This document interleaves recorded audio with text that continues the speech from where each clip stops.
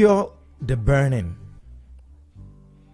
to endure the unpleasant, the undesirable, is not a walk in the park. It is not for the faint-hearted to endure the burning. It takes courage to endure the burning. It takes strength to endure the burning. But endure we must if we are to survive and thrive in this life. It was the ancient Roman poet Virgil who said, "Come what may, all bad fortune is to be conquered by endurance." Put another way, every calamity is to be overcome by endurance. So endure the burning. So you have been asking yourself so many questions about your current situation. Why does it seem as if everything is against you? Why are things so hot for you?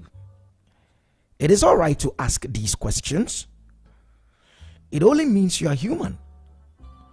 But those questions should not be in any way deterring you from pursuing what you want in this life. Heavyweight boxing great Iron Mike Tyson says, as long as we persevere and endure, we can get everything we want. So endure the burning. Roman poet and satirist Perseus once said, "He conquers who endures." He conquers who endures. So endure the burning. Endure you must. Virgil also added, endure the present and watch for better things. So endure the burning. Endure like your life depends on it, because guess what? Your life actually depends on it. You cannot afford not to endure. Endure not only for yourself, but for those you love. Endure because future generations depend on you enduring the burning. I dare say, endure the heat in this city. In this country, endure the heat. Because like the former First Lady of the US, Eleanor Roosevelt, said, what is to give light must endure the burning. What is to give light must endure the burning. It is the burning that will bring out the light in you. And that's by way of introduction to this morning's Zed in the Morning. Coming up, Abdullah Saka with the 6 a.m. news.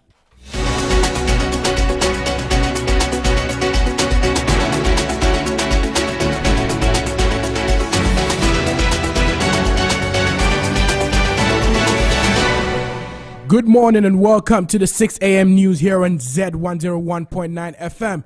We are coming to you live from number 6 Anyata Avenue, East Legon. I am Saka Abdullahi. Coming up in the bulletin, newly imported train collides with park truck during test drive. The Interior Minister, Harry Korte, has imposed a curfew on the Sampa Township in the German North District of the Bunu region, and Crusaders Against Corruption distances itself from speculations on the anti-corruption CSO joining Alantra Martin's Alliance for Revolutionary Change. Let's take a look at the details. A new train imported from Poland for the Tema Mpakadan railway bound has been involved in an accident during a site acceptance test drive. The train collided with a Kia truck parked on the rails in the Sujaman district of the eastern region. Despite the immediate application of the emergency braking system, the train was unable to come to a complete stop before colliding with the vehicle. A statement from the Ministry of Railways Development clarified that the parked vehicle was unmanned and the location where it found is not designated as an authorized level crossing.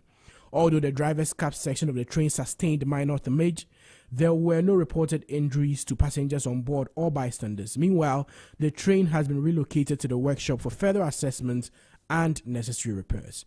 Away from that, the Secretariat of the Ghana Cote d'Ivoire Cocoa Initiative has been officially commissioned by the President Nana Addo Dankwa Akufo-Addo. An agreement for the establishment of the initiative was signed in Accra in August 2021. The initiative seeks to harmonize the interests of the two cocoa-producing giants at the international level. The president said the initiative is a major step in modernizing the cocoa sector and bringing wealth to cocoa farmers in the two countries. Aspiration for a prosperous cocoa economy, one that is modernized and industrialized and delivering wealth to the millions of hardworking cocoa farmers and producers in Ghana and Côte d'Ivoire. This cooperation is the beginning of a new chapter in the history of the African cocoa industry. We are, through this cooperation, creating the opportunity to revolutionize the cocoa supply chain for the delivery of greater value to our economies. We set off on this journey in 2017, the year I came into office, when the great president of Côte d'Ivoire, His Excellency Alassane Ouattara, and I signed an agreement for strategic partnership, Accord de Partenariat Stratégique, which began the process of binding our two countries in even closer intimacy, having regard to the obvious strategic interconnectedness of our two nations.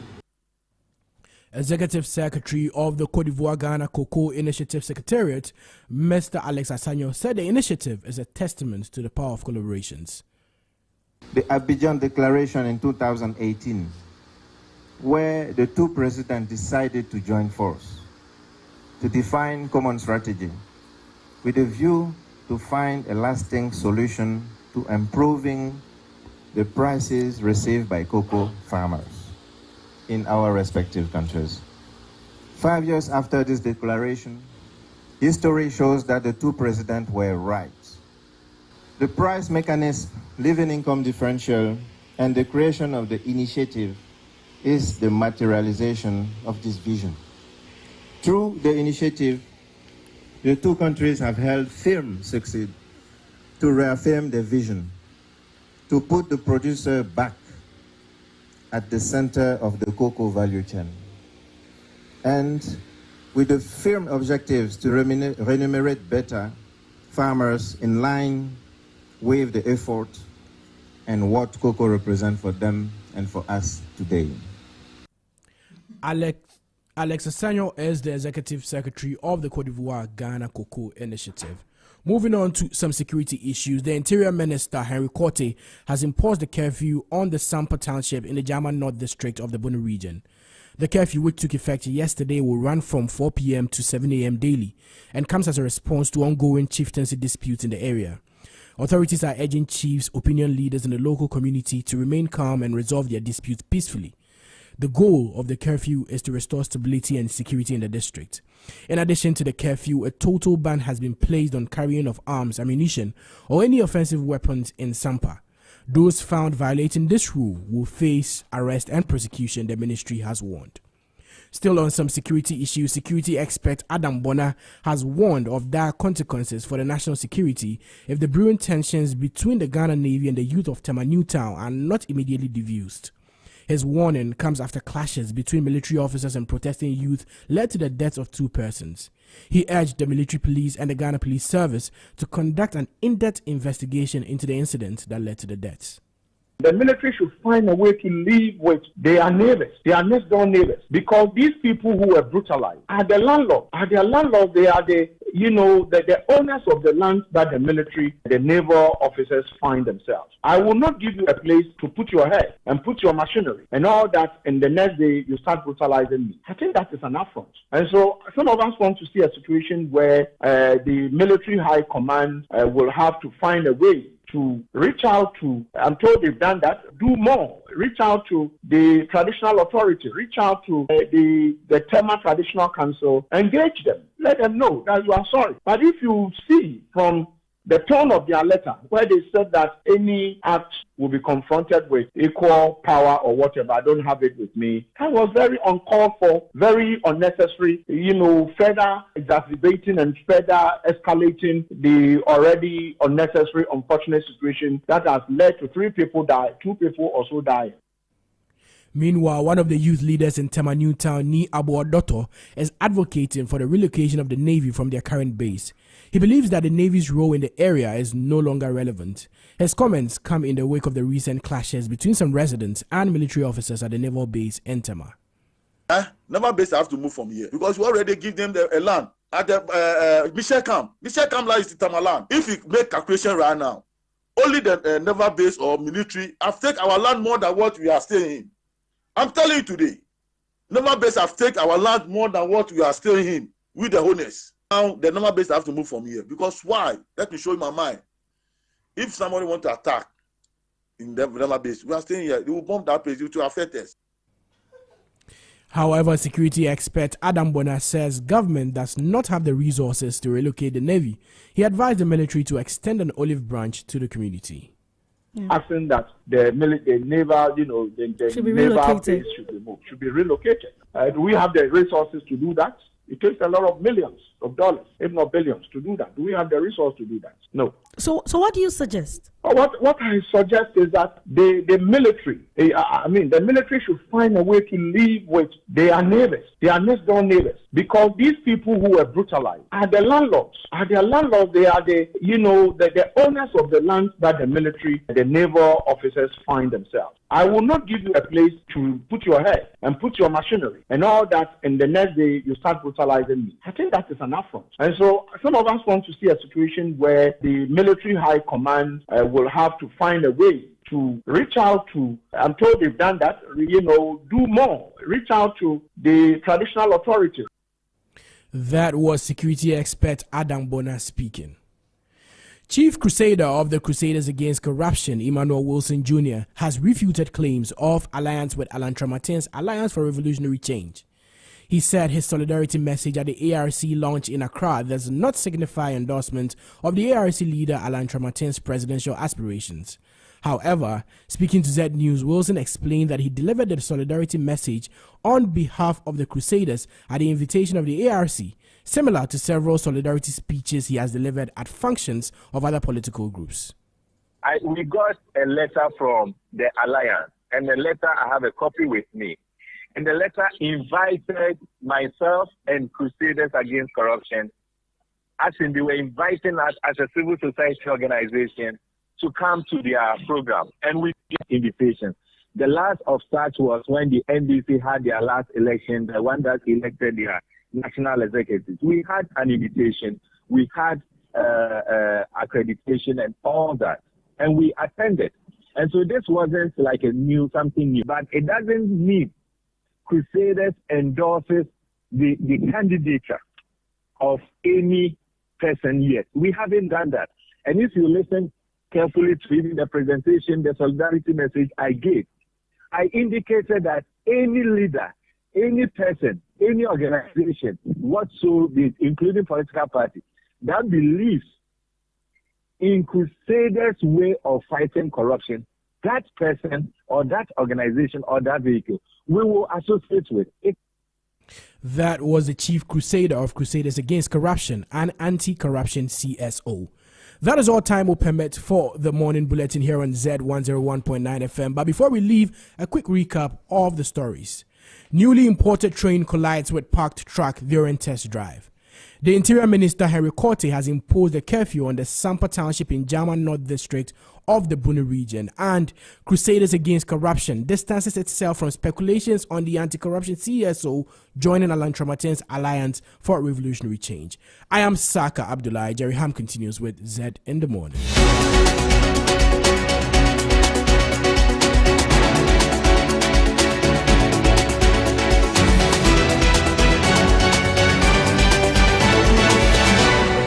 You're tuned in to Zed 101.9 FM.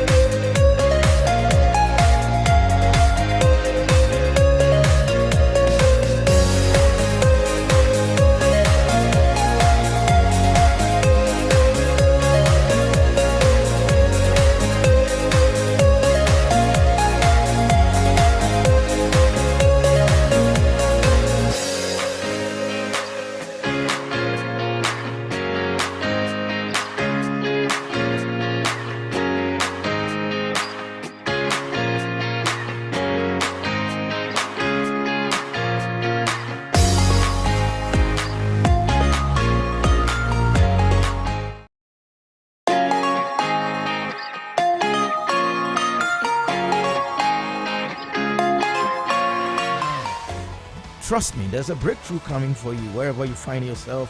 If things might not look too good, but yeah, God is in control. This is a thank God. It's finally Friday edition of the show. If you hear that sound, you know, yes, it's the news headlines and reviews. And as always, on Fridays now, we have lawyer Claudia in Kansas. She doesn't want me to start by saying lawyer. From both chambers. Lawyer, you're welcome. Hello, Jerry. Good morning. Good morning, Claudia. Everybody loves a Friday. Yeah, I think so. Everybody loves a Friday, especially me. Abdullah Saka as well. Welcome, boss. Yeah, thank you. I love Friday most. I see that. Yeah. I don't want to ask you. I'm just assuming it's because it's a day of prayer for you. No, it's because it is Akoshifo birthday.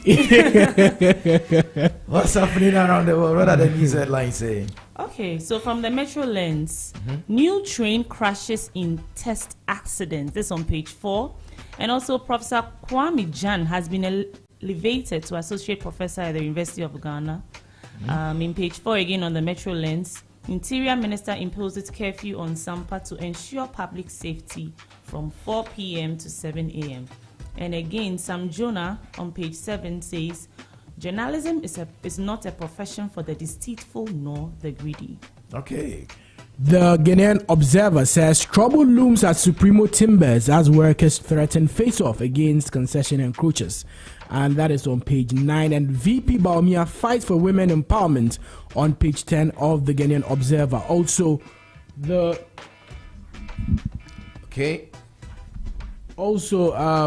Gensa Energy Lord's major stakeholders for gas pipeline construction. And it also features Asante Hene comments Energy Minister. Okay. I also have the Chronicle. Baumia, I believe in women empowerment. A female running mate in the offing. Then please, Mr. President, assent to LGBTQ plus bill, Baptist pastors. That's the front page of the Chronicle. Okay, on the Daily Analyst, Sam Jonah tells the journalist that this is a time to be courageous.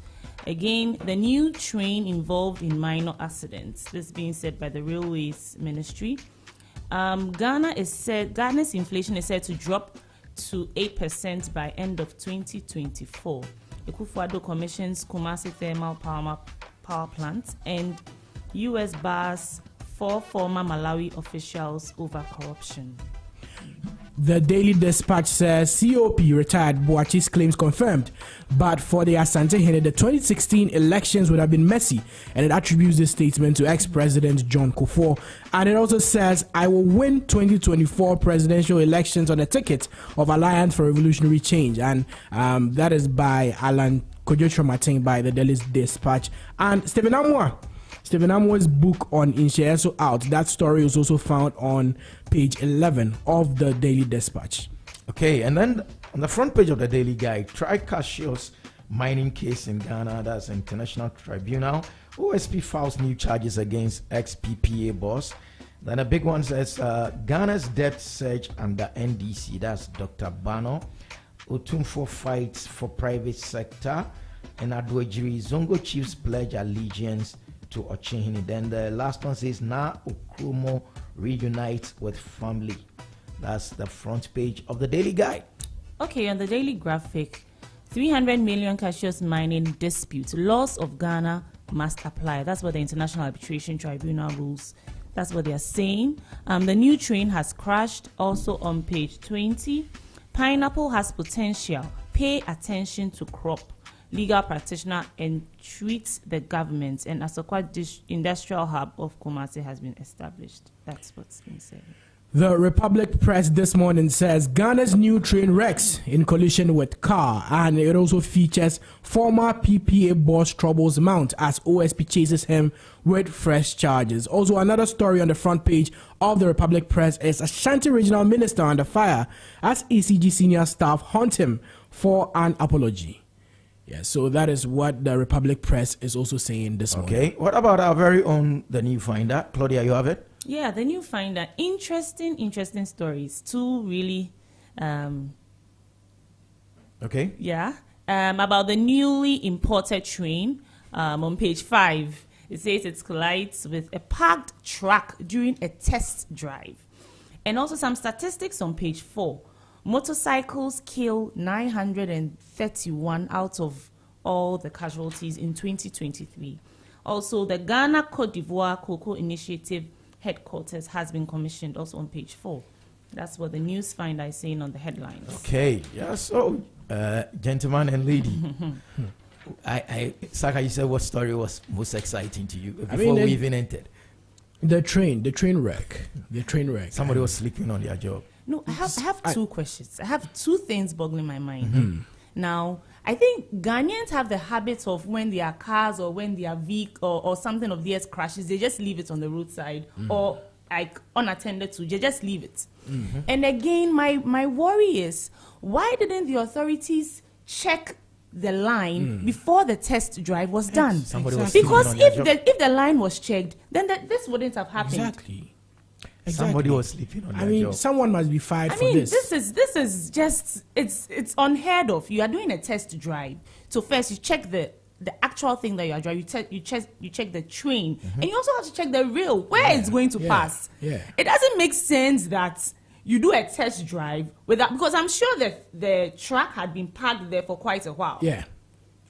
So it's very. Somebody was sleeping on their job. I mean, someone must be fired for this. In any developed nation, in any serious nation, someone must be fired for this. Because how can you start a test drive, as Claudia is saying, without checking the tracks? It is not even. I don't know which word to use to describe it, but even in developed countries, when a train is to ply a route in the morning, it is someone's job to go along the track to check that the track is clear for the movement of the train. I mean, how can we invest so much in a train?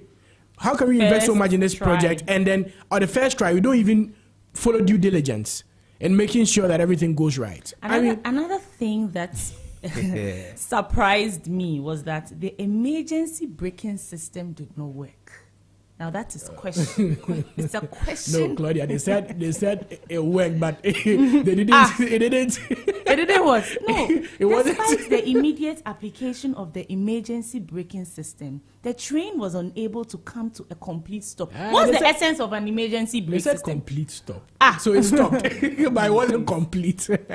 What is Claudia trying to say? I'm trying to say that maybe the thing we bought wasn't quality or what? I'm just bringing it. It was just surprising. I mean, maybe, and you see, well, I don't know the way the train track is, but if it's a vehicle, especially they said it's a Kia, those Kia. Yes, it was a Kia. I mean, you should see it from quite a distance, from a distance, and start applying the emergency brake. If you are doing a test drive, there should be people at vantage points to check how everything. I mean, it doesn't make sense that there was somebody was sleeping on their job. Really? I don't care whatever people say. It just comes down to the same fact that someone was sleeping on their job. That's number one, and that is the paramount issue. Then the second one is what Claudia also touched on, that this thing about breaking of what, because common sense should tell you that this thing is not a road. Number one.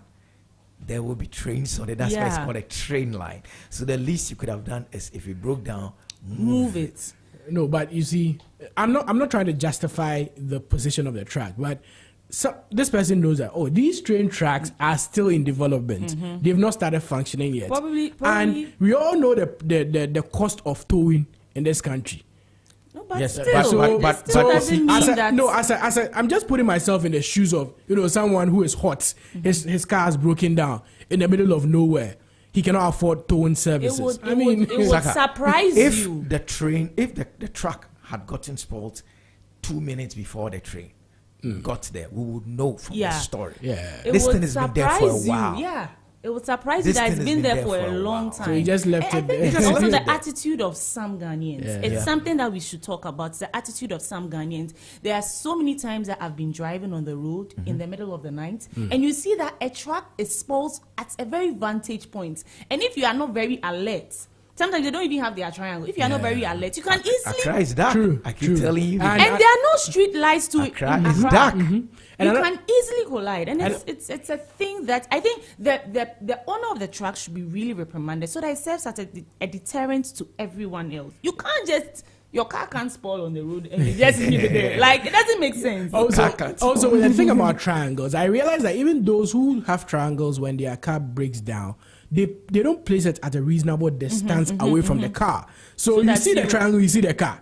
The moment you see the triangle, you see that it gives you such little reaction time to maneuver. Yeah. You understand? So, I mean, all these things, and it boils down to road safety education. Yeah. Road safety education. I believe yesterday when the statistics of the road accidents and all of that came out, Zed News spoke to the National Road Safety Authority, and they said they are intensifying their efforts. I mean, some of these things need to be done and intensified because some people just simply don't know.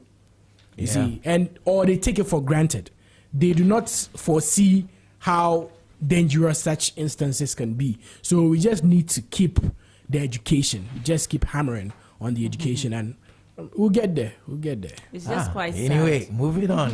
What other story? I think that we're mainly also touching on this whole issue of accidents and stuff on page 2 of the Finder. Motorcycles kill 931. Me, I am afraid of motorcyclists. I am afraid of them. When I'm driving, I'm always looking at like I'm watching them. When I see them coming, I just brake. Because I don't know why, I don't know, common sense. They don't like applying brakes. And they say they don't like applying brakes. They just want to move. And if there are policemen not at vantage point, they just move. They don't obey traffic regulations, nothing. They just move. And it's something that, the stats is showing it. Yeah, I mean, the thing about the motorcycle space is the fact that the players within the space. So let's start with National Road Safety. There's been consistently a call by the DVLA, National Road Safety, for private sector participation in this, in setting up a motor riding school. They're looking for private partners. I'm sure if any listeners were to call DVLA right now or National Road Safety, they will tell you that yes, it's true. It's been in the newspapers for a while that if private sector could come in and begin to, as it were, not regulate but sanitize the riding, then we would have less of these. Because you see, this is the thing. Because they are all on motorbikes and they are all speeding past, we assume they are all in the same boat, but it is not true. The guys who are doing the courier services, the guys who are actually doing dispatch for recognized corporate bodies are better. Yeah, that's true. Than the ones who are at, let me see the spots, I see them. Abosokai around the mosque, Kolibu around the Trotro station, Medina around Zobija. Those are the ones Claudia is describing. But if the guy has both foot at his back, they are more careful. Thank you. They are more careful. He's carrying a brand. He's carrying a brand, so he's more careful.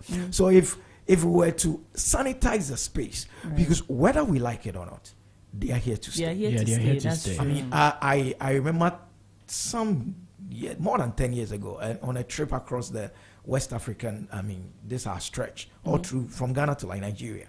That was the first time I saw motorcyclists in bulk in Benin, in Togo, like huge numbers of motorcycles. Then they were not like that in Ghana. But slowly it's caught up with us. It's caught up with us. So I think once again, if private sector can come in, set up motor riding schools that are certified by these authorities, trust me, these things, because if you are a dispatch rider for a bank, you will go and cross traffic lights. No. Are you serious? And some of the challenges that led to these deaths. One I know of, which on Saturday I called a friend. He said they were at the funeral of one of our guys. I said, when he did that, what happened? Oh, he was behind an Okada. He wasn't having a helmet. And the back tie bust and he fell and his head. That kind of stuff. You get to realize that if there were solid, regulations. What would happen is that then there will be good servicing of these things, and people will be licensed well. I wonder. You see, with cars, you are entitled to do your, some checks with Yeah. DVLA. Yeah, Does that happen with the motorcycle? They are Motorcycles. supposed to. There is supposed to, and there is what happens. Because when you drive your car, a policeman can just stop you at any point and just ask for these things to make sure that you are really complying. But with motorcycles, you don't. I mean, my first cultural shock in Accra, I've lived in Kumasi most of my life. I came to Accra.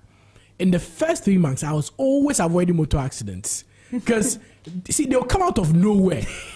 I'll be crossing the road. I mean, the Kumasi boy. I don't expect a motorcycle to just whoosh. And then before I realized, right in front of me, there is a motorcycle. I avoided accidents for 3 months straight before I learned that no. And this by plan. Yeah, you need to let the spirit speak to you when you're crossing the road to know, because a motorcycle can just come out of nowhere and just boom. And it's just, and see, sometimes you go, maybe you want to take an Okada or something, and they're like, a helmet. We're like, oh, they'll be honey here, yeah. No, but something can happen. Yes. It's the same way when you sit in a car. Once you sit in a private car, the first thing you want to do is you put on your seat belt. Yeah. So the seat belt for a motorcycle is your helmet. You have to put on your helmet. You can't just sit on. But Claudia, haven't you sat in your car in traffic and simply stand at the traffic light and seen Okada guys pass without helmet and they were not stopped? It happens all the time. It happens all the time. Yeah. So there you have it. All the time. It's a systemic. It's a systemic problem. Yeah. It's a big problem. It's a big problem. I even heard that. I mean, I don't know how true this is, but sometimes a friend of mine who works at a hospital says when someone comes with a motorcycle injury, usually the way that the general reception they get from the hospital staff is even because they feel like most of these guys cause the accidents themselves. So if you come there, but you see, they Saka, want to just Saka, the truth is that a lot of these medical practitioners might have witnessed some of these reckless talking about. So it's just it's although it's wrong, it's not professional. It's not professional. Florence Nightingale wouldn't be happy with them. It's just, but you see, I have seen, and this is to those who are on Okadas, I have seen them in accidents, and it's sad. It's sad. They don't apply brakes. I've seen them, and they're lying there helpless. And I saw Legs one right in front of me on the motorway once, just in front of me. I mean, it happened right, and I was parking and watching a guy just helpless. Charlie. Anyway, moving on. I think the Sam Jonah call, I think this was done at the 75th anniversary launch of the GJA. Yeah. Journalism, not a profession for the deceitful, nor the greedy. Why would the Honorable Sir Sam make that statement? Journalists, they show signs of deceit and greed. No, there is always a temptation as a journalist to be deceitful and to be greedy. There is always that temptation. You remember the early days of, 22nd January when Zed In The Morning started. Yeah, we did a miscommunication. Mal something. Mal information and all of that. Yeah. I mean, there's always that tendency because you have so much power with your pen, with your computer, with your voice. You have so much power. So with such power comes the temptation that I have this much power. I can use it to enrich myself. I can use it to damage this person's reputation. I can use it to do that. So I think it's a call in the right direction to caution journalists that, if you decide to be a journalist, and I don't know if that's something every journalist must recognize. The moment you decide to be a journalist, it's like you've entered the military. You've just given your life to the service of the society. It is a big deal, and people take it for granted. It's a big deal. The moment you sit behind the microphone on the radio or beside the computer for a newspaper or whatever, remember that you have just given yourself out to the society to be a servant. And sometimes it may not be financially rewarding, but the impact is what matters. So if you know that you are not cut out for it, journalism is not the profession for you, but you cannot be a journalist and still be pursuing your own personal interest. It doesn't work that way. As a journalist, just know that you have given your life to the society. Right. It's as simple as that. In the same vein, he then called for journalists to be courageous. Thank you. How do you put the two together? I don't know. I'm trying. Report without fear. Okay. report without fear. Whatever you are reporting, just report it as it is. Don't be afraid. But that's also tricky because, Charlie, we are all human. My boss, Alex Mensah, claims that journalism serves one purpose, primarily. The rest comes after. Hold authority in check. Yeah. That's true. So that it is that call that is leading to this very, I mean, it is that frame of mind, right? That says, be courageous. Be courageous and hold authority in check. I mean, it's a risky job. So sometimes as a journalist you need to be, there's that fear is what keeps you alive, so you always have that. Fear is a very necessary emotion. Fear is what keeps you alive. Fear is good. I mean, just do not allow the fear stop you from doing what you're supposed to do, what you know is right. Your will to do what is right should overpower your fear of being harmed. And it is real. Journalists, not just in Ghana, elsewhere in the world, are targeted for certain courses they take, for certain stories they published.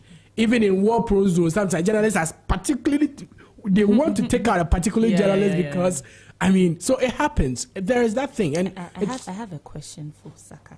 What's your biggest challenge since you started your career? That's a fantastic question. Yeah, we're putting you on the spot. We're discussing journalists. You are one of. You are the guinea pig for this experiment. So, I mean, the biggest challenge is the conscious effort, the everyday effort to get things right. That I think is the biggest challenge, because I do realize the power that I wield with what I say on the air. Right. So there's always a conscious effort to verify, to make sure what I'm saying is accurate. Fact, so it's a tedious job. It's a very tedious, because especially in broadcasting, it is a time, it's a time bound activity. Of course. So the challenge usually is, okay, how do I make sure that this is right within this little time that I have? That you have. So it's a challenge, but that is it. As I said, as a journalist, you need to know that you've given yourself to the side. Sometimes you may not even have a life. You understand? But like Mr. Elvis Daco. Like myself. Like myself. Why you don't mention me? Am I not dedicated enough? Oh, why Saka has a life, right? Saka has a bit of Elvis does it. Mr. Daco doesn't have a life. Sleeps behind his desk, sleeps while he's writing a story, eats whilst writing a story. That's everything. Come on, this guy. One of the most dedicated people in the media space in Ghana, Mr. Elvis Daco, no doubt at all. I see him at work and I'm like, Charlie, this is your man. Yeah. I mean, it's just, and that's why I said, just accept, just be at peace with the fact that, Charlie, I don't have a life anymore. If you decide to be a journalist, my life is for the society, it's for the good of the society. I mean, if you're not cut out for that, then journalism is not the profession for you. If you're not cut out, then it's probably not the profession for you. Yes. About me, I believe in women empowerment. And the Chronicle is asking that, does that mean we'll be doing the female VIP thing as well from his side? It would be nice to see. Yeah, here we go. I particularly brought this question because it would be nice to see lawyer. empowerment. So we have the two major parties having female VIPs, so that no matter what happens, Ghana has a female VIP. Yeah, I think it's a call in the right direction. It should be. He should consider it, of course. Consider it. Yesterday, on the Z Talk, myself and Emmanuel Boateng tackled women in the business space. For someone like you in the legal space, what is that one thing that women bring that you think as a society we are overlooking not in the business space per se, but let's narrow it down to the legal, the governance, the political space? You're also on the spot. That's karma. I always say women are perfect multitaskers. Okay. Women are able to multitask and do everything very well.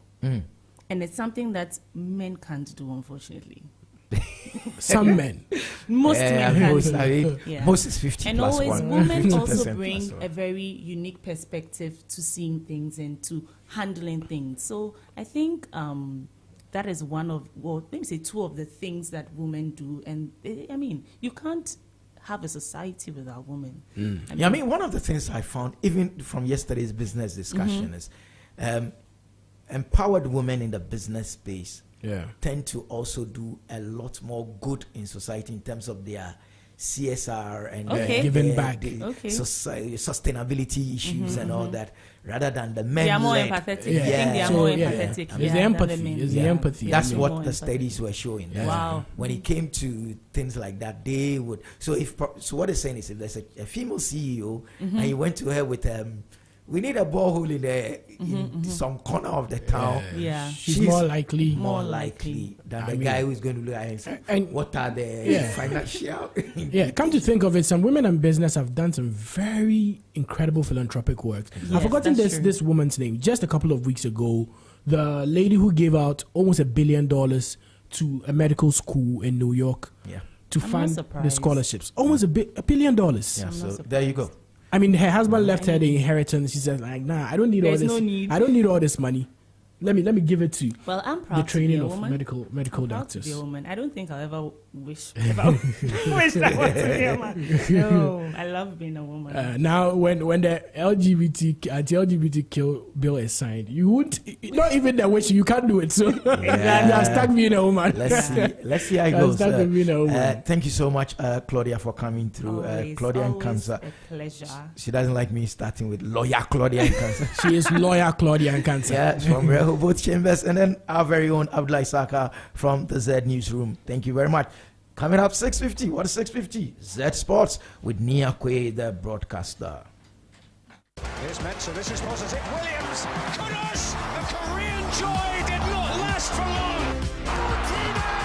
It's your lifestyle, nurture, and business radio. Oh my gosh, kudos. The piranha from Guyana.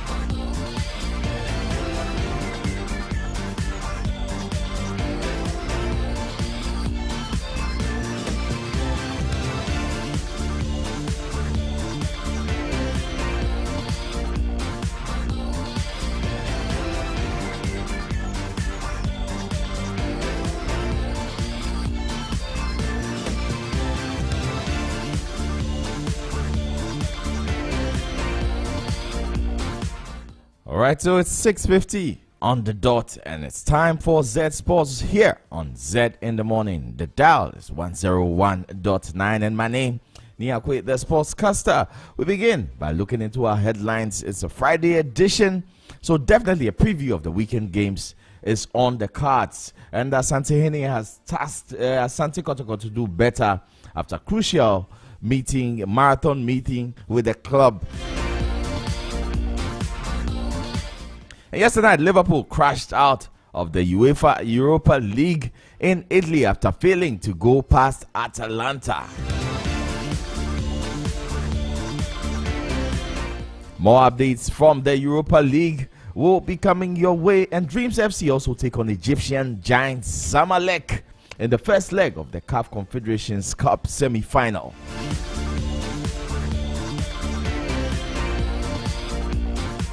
Also remember that the Ghana Premier League enters match week 27 this weekend. All right, we begin from the local front, and the Asante Hene Otumfuo Setutu II has charged the playing body of Asante Kotoko to turn their ailing season around in the final stretch for the campaign after their recent misfortunes. Kotoko are winless in 7 games in the Ghana Premier League and occupy the 11th position after 26 games played. The team met the Asante Hene, who opened discussions with the players and technical team to determine the issues accountable for their poor performances. The Porcupine Warriors take on the league leaders Samatex FC on Sunday, looking to bounce back to winning ways.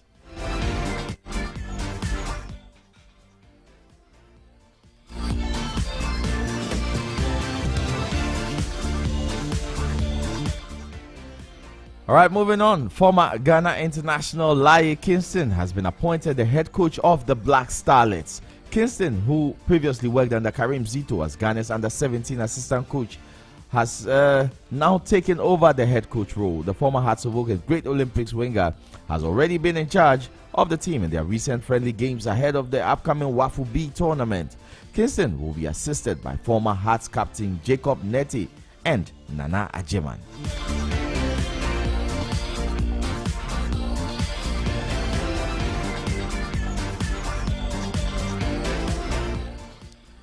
Dreams FC are in the news once again. The forward John Entry remains confident ahead of their semi-final game in the CAF Confederations Cup against Egyptian giant Zamalek on Sunday. The veteran forward spent most of his career in Egypt playing for Al Ahly, Ismaili and Pyramids FC. Entry has been in red-hot form for the team Dreams FC in their maiden African campaign, scoring 6 goals so far to propel the Deubes club to a historic semi-final berth. They left the shores of Ghana and are aiming to get a result away from home. Let's take a listen to John Entry. I think it was a very good time there. I mean, when I was in Ali playing against Zamalek, it's a big game, and all the time we were anticipating to play that game. So I think going back again to play Zamalek, I think I would say I'm very happy. Sure, I did. Playing in Makassar, I think I scored a couple of goals against them, and also with Ismaili, I scored against them, yeah. Well, I would say this campaign has been very good. Looking at where we are coming from, a small club, playing 3 competitions at the same time. I mean, in the FA Cup, we are still in it, in the quarterfinal, and also in the Confederation Cup. Being so good, we are in the semi-final and also in the league. So I would say this season has been a very good season for the lads. Looking at how inexperienced they are, I would say there are a lot of young chaps here.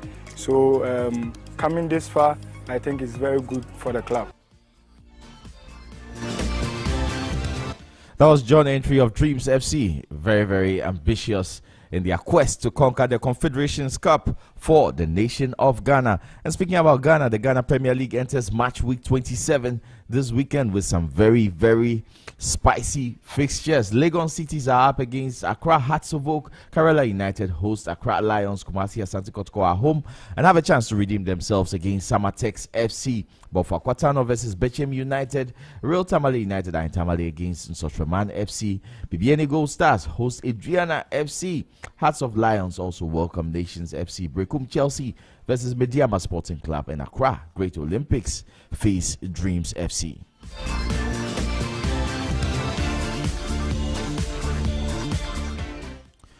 And now we transition to the international front, where lots of stories making the rounds. Jurgen Klopp accepted that Atalanta deserved to progress to the semi-finals of the Europa League after Liverpool exited the competition with a 3-1 aggregate defeat in the last 8. The Reds won last night's second leg at the Stadio de Bergamo 1-0 thanks to an early penalty from Mo Salah, but they were unable to overturn the 3-goal lead Gian Piero Gasperini's side held from last week's first match at Anfield. It was a bright start, Mohamed Salah, of course, converting from the penalty spot. But Atalanta were very disciplined, kept their shape all game long, and gave Liverpool no bites at victory. How the two results show. We didn't lose it tonight. Obviously, the tie, we lost it at home. It was clear that we gave ourselves there a massive hurdle, put a hurdle in our way. But I liked the game a lot for a long time. The commitment, the desire, the power the boys showed was incredible. And it's really tricky to get kind of a little rest, like these rhythm changes. We were a bit too hasty in moments then where it's like, okay, go again. Quick restarts where 8 players start, oh, wait, give me a second, and then we go again. So that didn't influence the game really, just gave us a bit of a problem physically. And obviously you could see if a bit unlucky, it's not cool to mention these kind of things, but a bit unlucky with if Trent is a bit fitter, can go a bit longer, how he the game started was absolutely insane. And so Liverpool are out of the European competition, the UEFA Europa League. Definitely they will give their all to the English Premiership at this point. Still on the Europa League, West Ham United manager David Moyes was full of praise for his side after they pushed Bayer Leverkusen to the limit in the second leg of the UEFA Europa League quarter-final. Trailing 2-0 from the first leg, the Hammers got at the newly crowned Bundesliga champions from the off and had them rattled after Mikel Antonio headed home a 13-minute opener. Jeremy Frimpong's deflected strike in the final minute leveled the scores on the night, and sealed a 3-1 aggregate success for the visitors. Let's take a listen to David Moyes. Well, the big thing to say is I think the players were unbelievable. They done everything we'd asked of them, hoped of, maybe except for scoring the second or third goal in the first half when we had the chances to do so. Ran out of energy in the second half, which you can't keep going the way we did in the first half. But I'm really proud of what they've done. It's our third quarter-final in 3 years, so it's a decent achievement. I think we've played some really good football. I think the players will know I've been at them a little bit. I think we've not played as well as we should have done recently, but I think that tonight we've done a bit of everything. We were committed and pressed really well when we had to, and passed the ball well when we got the opportunity to. Yeah, but I was determined to get the players back out as quick as I could. It would have been a 5-minute turnaround for me and back out and got on with it as much as we could because they've been so good, and we wanted to keep them on the ropes, but their changes made a difference as well, and obviously they had a chance to regroup. All right, that was David Moyes, manager for West Ham United. Still staying on that particular fixture, Xabi Alonso singled out 2 West Ham players for praise after his Bayer Leverkusen side knocked their Hammers out. The Bundesliga champions won the first leg 2-0 and advanced to the semi-finals with a 3-1 aggregate victory after drawing 1-1 at the London Stadium.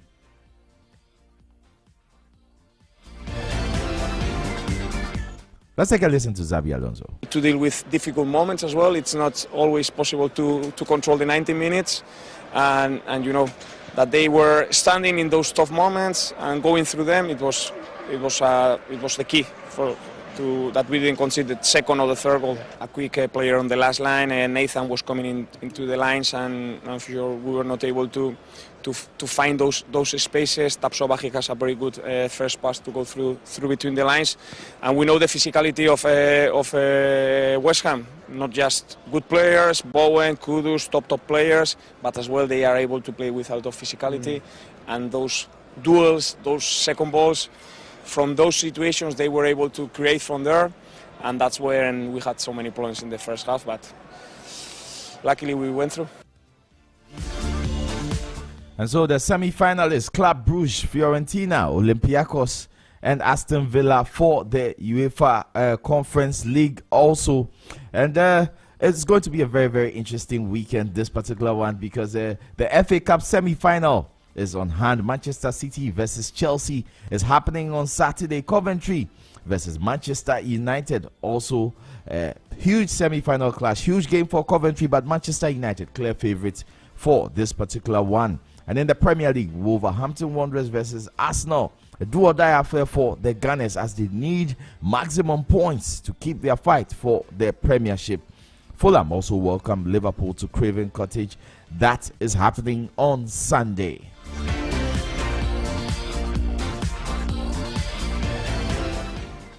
And in La Liga, the big one, the El Clasico, the Grand Clasico, Real Madrid versus Barcelona at the Santiago Bernabeu. Of course, Real Madrid freshly qualified to the semi-finals of the Champions League. And Barcelona, of course, would like to put a dent in their party. Of course, Z Sports will keep you updated via social media handles ZFMGH on all platforms, X, Instagram, Facebook, and also on YouTube. We'll be back later tonight where my colleague Gattuso will be on the airwaves at exactly 5:15 p.m. And then I'll be back on Monday with all the updates from around the globe. Niakwe the Sportscaster is the name. And remember, the message is always simple but relevant. Do not count the days, make the days count. Here's Mensah, this is positive. Williams, Kudus, the Korean joy did not last for long.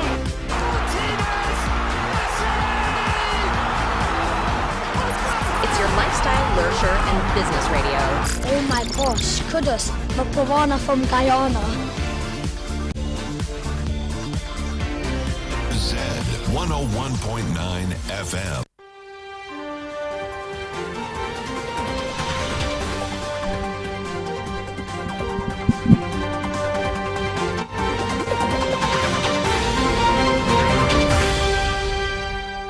Hello, this is the business news segment of Zed in the Morning. You're welcome. I am Saka Abdullahi.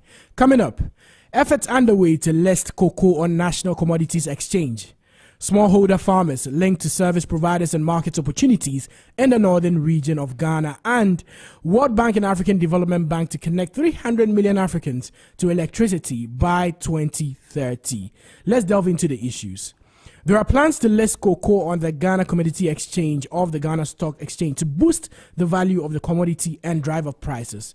Chief Executive Officer of GCX, Setuchi Ivowi, said during a one-day symposium in Accra that cocoa, the country's leading export cash crop, would be listed on the exchange to deepen the confidence of traders and stakeholders. To facilitate the process, Ivowi said, the GCX has been holding discussions with the Ghana Cocoa Board, the regulator of the cocoa industry in Ghana, and the International Cocoa Organization to support the initiative. The discussions with the ICO also included supporting the continent to establish an African cocoa exchange or supporting African countries with commodity exchanges to trade cocoa, she said. Ghana established the GCX in 2018 and has since traded agricultural commodities including maize, millet, rice, sorghum, sesame and soybean on spot contracts. Away from that, access to input dealers, extension services and market opportunities have been identified as major challenges facing smallholder farmers and agricultural value chain actors in some communities in northern Ghana. To help address these issues, the International Union of Conservation of Nature, a non-governmental organization, has organized a fair dubbed Dryland Product Fair Trade in Bolgatanga for smallholder farmers in the Upper East and Upper West regions. The move was to help create linkages among the stakeholders in the agricultural value chain. It was organized under the auspices of creating lands of opportunity, transforming livelihoods through landscape restoration in the Sahel, a 3-year project being implemented in Ghana, Burkina Faso, and Niger. The product has funding support from the Italian Ministry of Environment and Energy Security through the United Nations Convention to Combat Desertification. In Ghana, it is being implemented in collaboration with the Savannah Agricultural Research Institute of the Council for Scientific and Industrial Research, the Environmental Protection Agency, Ministry of Food and Agriculture, and the Aerocha Ghana, an NGO, in 8 communities in 4 districts. The beneficiary communities are Arandoran and Yamerega in the Talensi district, Gbanjo and Tarikom in the Boko West district, Dalasa and Nadema in the Bolsa South district, all in the Upper East region, as well as Nanchala and Sakalu in the Sesala East district of the Upper West region. The fair, which brought together about 100 smallholder farmers, afforded them the opportunity to showcase the product, interact with value chain actors for improved service delivery, and build networks and linkages with potential customers. Ms. Dorcas Owusua Ejay, the national coordinator of the union, said the project aimed to empower communities to contribute significantly towards landscape restoration while creating income-generating opportunities for the beneficiaries. On some continental issues, the World Bank Group and African Development Bank Group have jointly announced an ambitious effort to provide at least 300 million people in Africa with electricity access by 2030. The World Bank Group will work to connect 250 million people to electricity through distributed renewable energy systems or the distribution grid, while the African Development Bank Group will support with an additional 50 million people. Access to electricity is a fundamental human right and is foundational to any successful development effort. Currently, 600 million Africans lack access to electricity, creating significant barriers to health, education, productivity, digital inclusivity, and ultimately, job creation. In a panel discussion at the ongoing spring meetings of the 2 Bretton Woods Institution, World Bank Group President Ajay Banga had stressed the importance of energy in lifting Africans out of poverty. I believe that the future of Africa, with jobs for young people, depends on 5 big areas. But the first one is energy. You know, if you start creating distribution and generation and transmission and all those jobs, but then the downstream impact of that electricity. Second, infrastructure, houses, bridges, ports, airports. Third is agribusiness and food security. That's a big part of what could generate business jobs. Fourth is tourism. Africa is really, really fortunate to be a great opportunity for tourism and tourism jobs. Already a number of African countries are doing so pretty well. I think the final one is healthcare. Right. You will hear us in the course of this spring meeting talk a great deal about healthcare as well. President of the African Development Bank Group, Akinwumi Adesina, pledged the bank's commitment to exploring Africa's renewable energy industry and making the best economic decisions out of them. We at the African Development Bank will make sure that we are able to provide 50 million access by 2030. Okay. But in addition to that, we have to also harness the significant amount of renewable energy potential we have. Look, God is good to us. We got a free sun. The sun is free, right? And we have 11 terawatts of that in Africa, right? We're using 1% of that. We got 250 gigawatts of hydro. We're using only probably 7% of that. We've got geothermal. We've got all the wind power, 115 gigawatts. We're using only 2% of it. Sure. So we decided that the biggest thing we can do is to do the solar systems in Africa. The partnership between the two institutions is a key demonstration of the determination of the World Bank and the African Development Bank to be bolder, bigger, and better in tackling one of the most pressing challenges in Africa, which is energy. That is all we have for the business news segment here on Zed in the Morning. Before I leave, a recap of the major stories. Efforts underway to list cocoa on National Commodities Exchange. Smallholder farmers linked to service providers and market opportunities in northern Ghana. And World Bank and African Development Bank to connect 300 million Africans to electricity by 2030. My name is Saka Abdullahi. Jerry Ham continues with the show. It's your lifestyle nurture.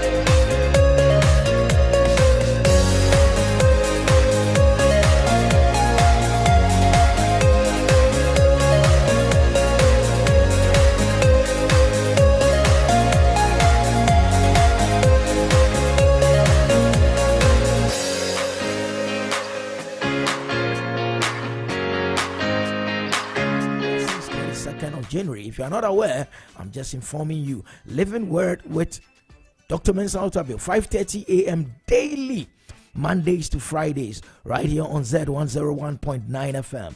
And then Highway 1019. It is a drive of the station. It's a drive of a life. Ofrewa Oyo and Ngozi Boateng will take you home after work and it'll put a smile on your face. Mondays to Fridays, it starts at 3 p.m. and ends at 7 p.m. Tune in to Z101.9 FM and listen to Highway 1019. Then, right here, Mondays to Fridays, 10 a.m. to 1 p.m., NYA The Brand comes your way with the brighter side. NYA The Brand, the brighter side, right here on Z101.9 FM. Then on Tuesdays, every Tuesday, 1 p.m. to 2 p.m., I have a story to tell with Honorable Fritz Bafo. Yes, that Honorable Fritz Bafo you've heard of. He has a show here called I Have a Story to Tell. Every Tuesday, 1 p.m. to 2 p.m. And then Time with Professor Stephen Adai is an amazing show right here on Z. You don't want to miss. Every Saturday at 8 a.m., Abundant Living does a theme for the show. It's Professor Stephen Adai that you know of. He's also here giving you nuggets of wisdom that will make your life more exciting. Then tune in to Z101.9 FM this and every Sunday, 6 a.m. to 10 a.m. Every Sunday with DDM David Aquamensa comes your way with a show dubbed Z Gospel Groove. Z Gospel Groove with DDM. Then with Morning Blessings, that's 5 a.m. Mondays to Friday right here on Z. It is with Pastor Joshua NST comes your way with Morning Blessings. Morning Blessings. Start your day right. Tune in at 5 a.m. and let the amazing man of God start your day right for you. This is the second hour of the show, Zed in the Morning, right here. It's your lifestyle, leisure, and business.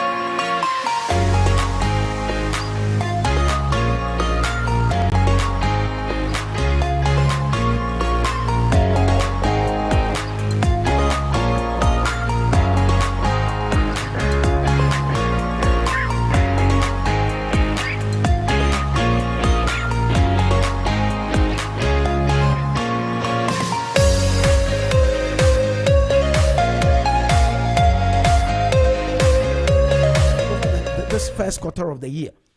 It is not surprising at all, with at least 609 people dying nationwide in road crashes during the first quarter of this year, as against 553 deaths recorded last year within the same period. 609 people have lost their lives just because something somebody is supposed to do, the person won't do it.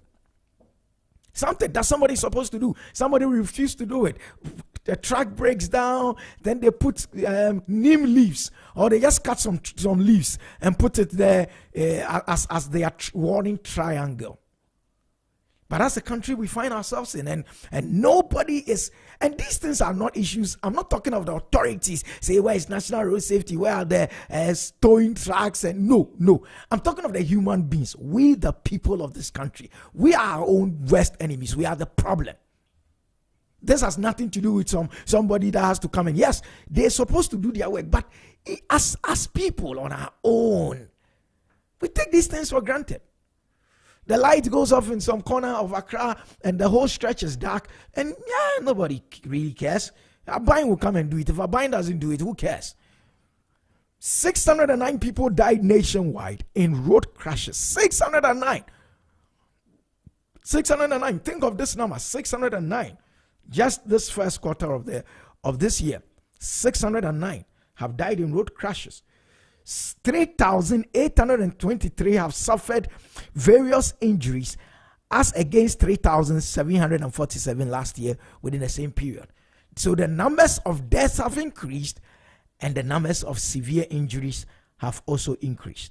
The accidents were 3,405 within the first quarter this year, as against 3,367 the same period last year. So evidently, from the figures released by the National Road Safety Authority, the increase is on. We are recording an increase in the numbers of accidents. Why? Because of this negligent attitude of Ghanaians.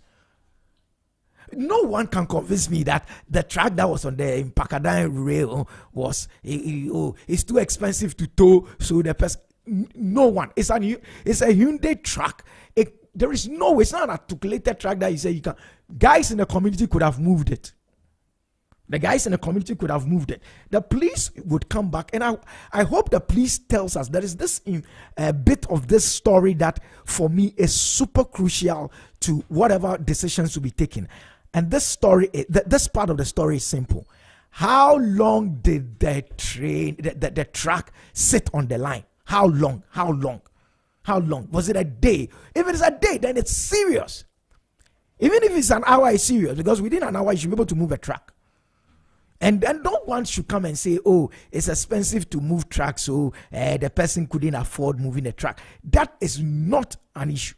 That cannot be, because I have seen trucks being moved off by people in the community. Get a solid enough rope, tie it to the truck, and drag it off the truck. Because if lives were in this, it would have added to the numbers of casualties in terms of accidents that we are experiencing as a nation. The accidents are rising. We should do something about it. And this has nothing, absolutely nothing to do with authorities. This one, it is people's negligence. People deciding that lives are. You see, that is why recently someone made a statement that out there people value lives. But it's like in here, we don't value lives. How is that? How is that possible that in some jurisdiction they value lives, but right here we don't value lives? You know, the only good story out of the road accidents that came out this first quarter was that there was found that there was a decrease in Easter road accidents and casualties this year.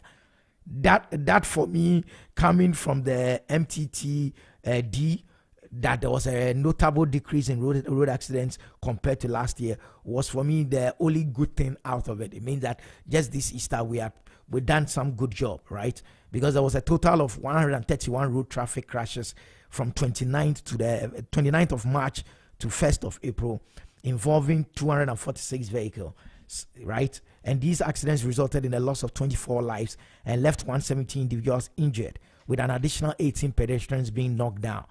However, despite these sobering figures, there was a significant improvement that was a significant improvement compared to the same period last year, because it was decreased by 14.94.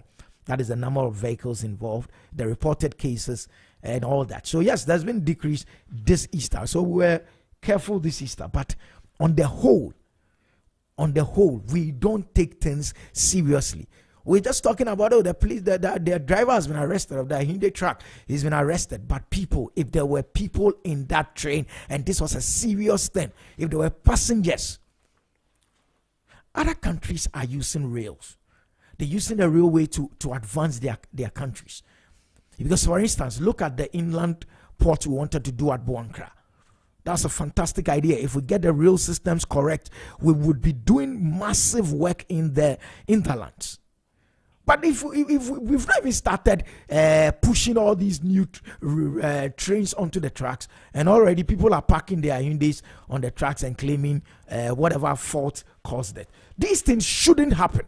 As a nation, we should stand up and say, no, enough is enough. We cannot allow people to be joking about these things. Anyway, because today is a Friday edition, I shouldn't run too much. 0544321019, 0544321019. That is the WhatsApp line. You can send us your message just so that we listen to what you think of this. Follow us also on our social media platforms. On Instagram, on Facebook, on X at ZFMGH. On TikTok is at Z Multimedia. And then on YouTube, it is the same.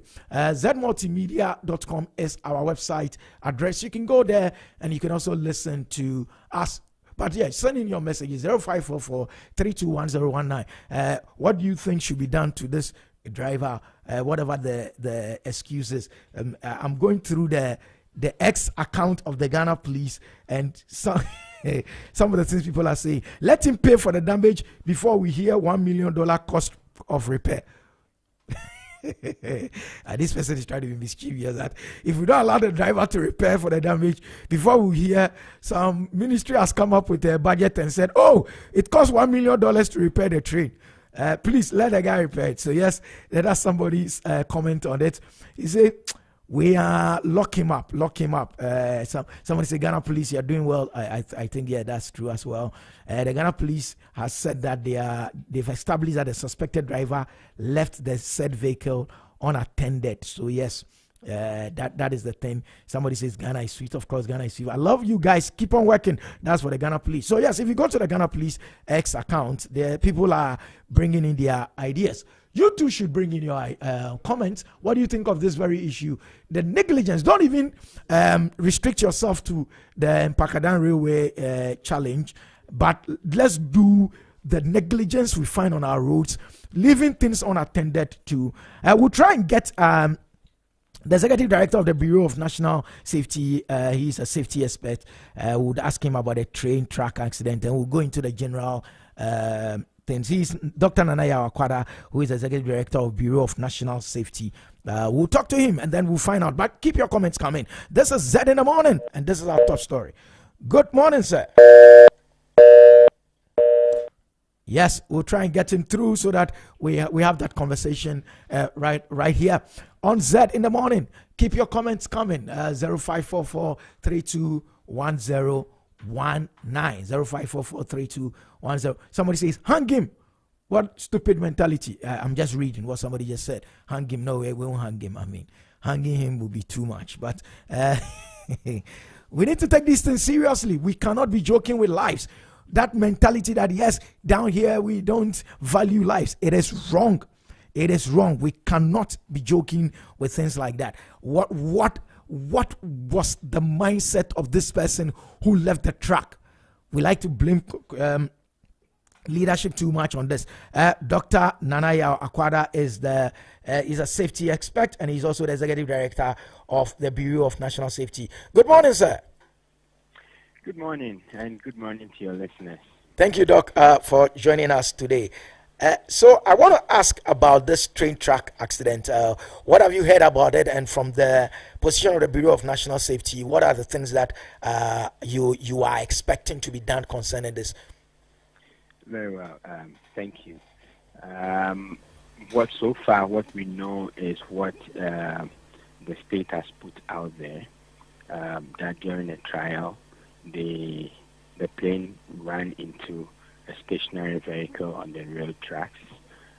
So far, that's what we have heard. If you ask me what we expect, first of all, it's important to understand that this incident is not only peculiar to what has happened yesterday on the rail tracks. It is a systemic issue that we need to address. And in order to be able to address that, we need to approach it, we need to have a three-pronged approach: education, enforcement, and I think there's a third one I've forgotten. It's a 3 E's. Okay, we need to educate all motorists. We need to enforce the law, because abandoning vehicles even in the middle of the road is against the law. More so to speak of a rail track, that's criminal, because you can take the lives of people, and it's not going to be just the lives of one or two individuals, it's going to be several. So we must continue to educate motorists on the need to alert the police services anytime such a thing occurs, and that if we fail to alert the relevant state agencies of some of these issues, the onus will be on us to face the full rigors of the law. Having said that, with what has happened, I believe that the state has commenced investigations. I am looking forward for them to bring the perpetrators to book, and publicly so that everyone will become aware, and also by extension let the public know, especially licensed drivers, to know that when your car finds itself in a dangerous spot, the immediate steps to take are to bring in the law enforcement agencies, so they would know the appropriate or relevant institutions to contact in order to avert issues like this. You can imagine if there were humans on board, definitely some bones were going to get broken. So it's absolutely very important. My other slack that I want to cut for the authorities is that when you are doing such a crucial test, okay, I understand that 2 days ago they had used the rail tracks, and so they were certain that after 48 hours there will be no new development on the rail tracks. And I think for a rail track that has been abandoned for a while, because we all know that the Mpakadan-Accra train has not been running for some time now, it should not have left anything to chance, especially when you know that you are going to run a new vehicle on that track, a vehicle that was not created, that was not assembled here, but was imported. It was a crucial test that we needed to ensure that we do a final ride, on the tracks, to a final inspection on the tracks to ensure that everything is ready for go. That was not done, and that's on the authorities, okay, for failing to do that. They did not have to walk the entire stretch of the railway, but even with the assistance of a drone, they can do this in bits and pieces, to clear the rail track for the test. That was not done, and that's on the authorities. So moving forward, I think that we must, take steps to be more diligent in some of these things that we do. I was telling your producer a while ago that what happened is a systemic issue, and if we are going to solve this problem and not see it surface again or limit it, then we must address the system. We have our cities overgrown with weeds. We have stations springing up in along every street at will, and the city authorities just don't care. It's easy for you to see an abandoned vehicle somewhere in the city, and it could sit there for days and nobody cares. So that's the problem we have to deal with.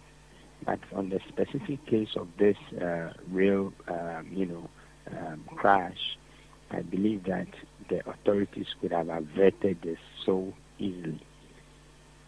Okay, I want us to go back to the 3 E's of road safety, where you said it was education, enforcement. Is the third E engineering? And if it is, absolutely. Okay, absolutely. Why engineering? Where does engineering come in this whole discussion? Well, engineering provides a foolproof for the system. Okay, engineering provides, instead of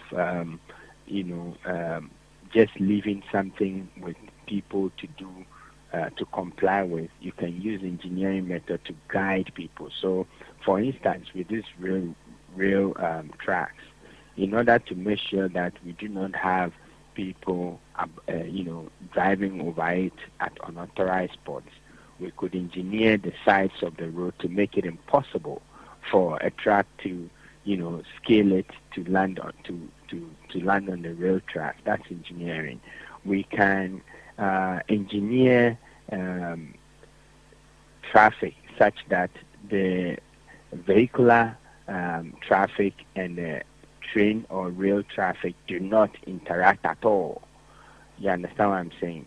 So engineering could be anything that that limits or takes away judgment. I hope you understand. Yeah, perfectly. I mean, we would use engineering to ensure that people don't even, come into these things.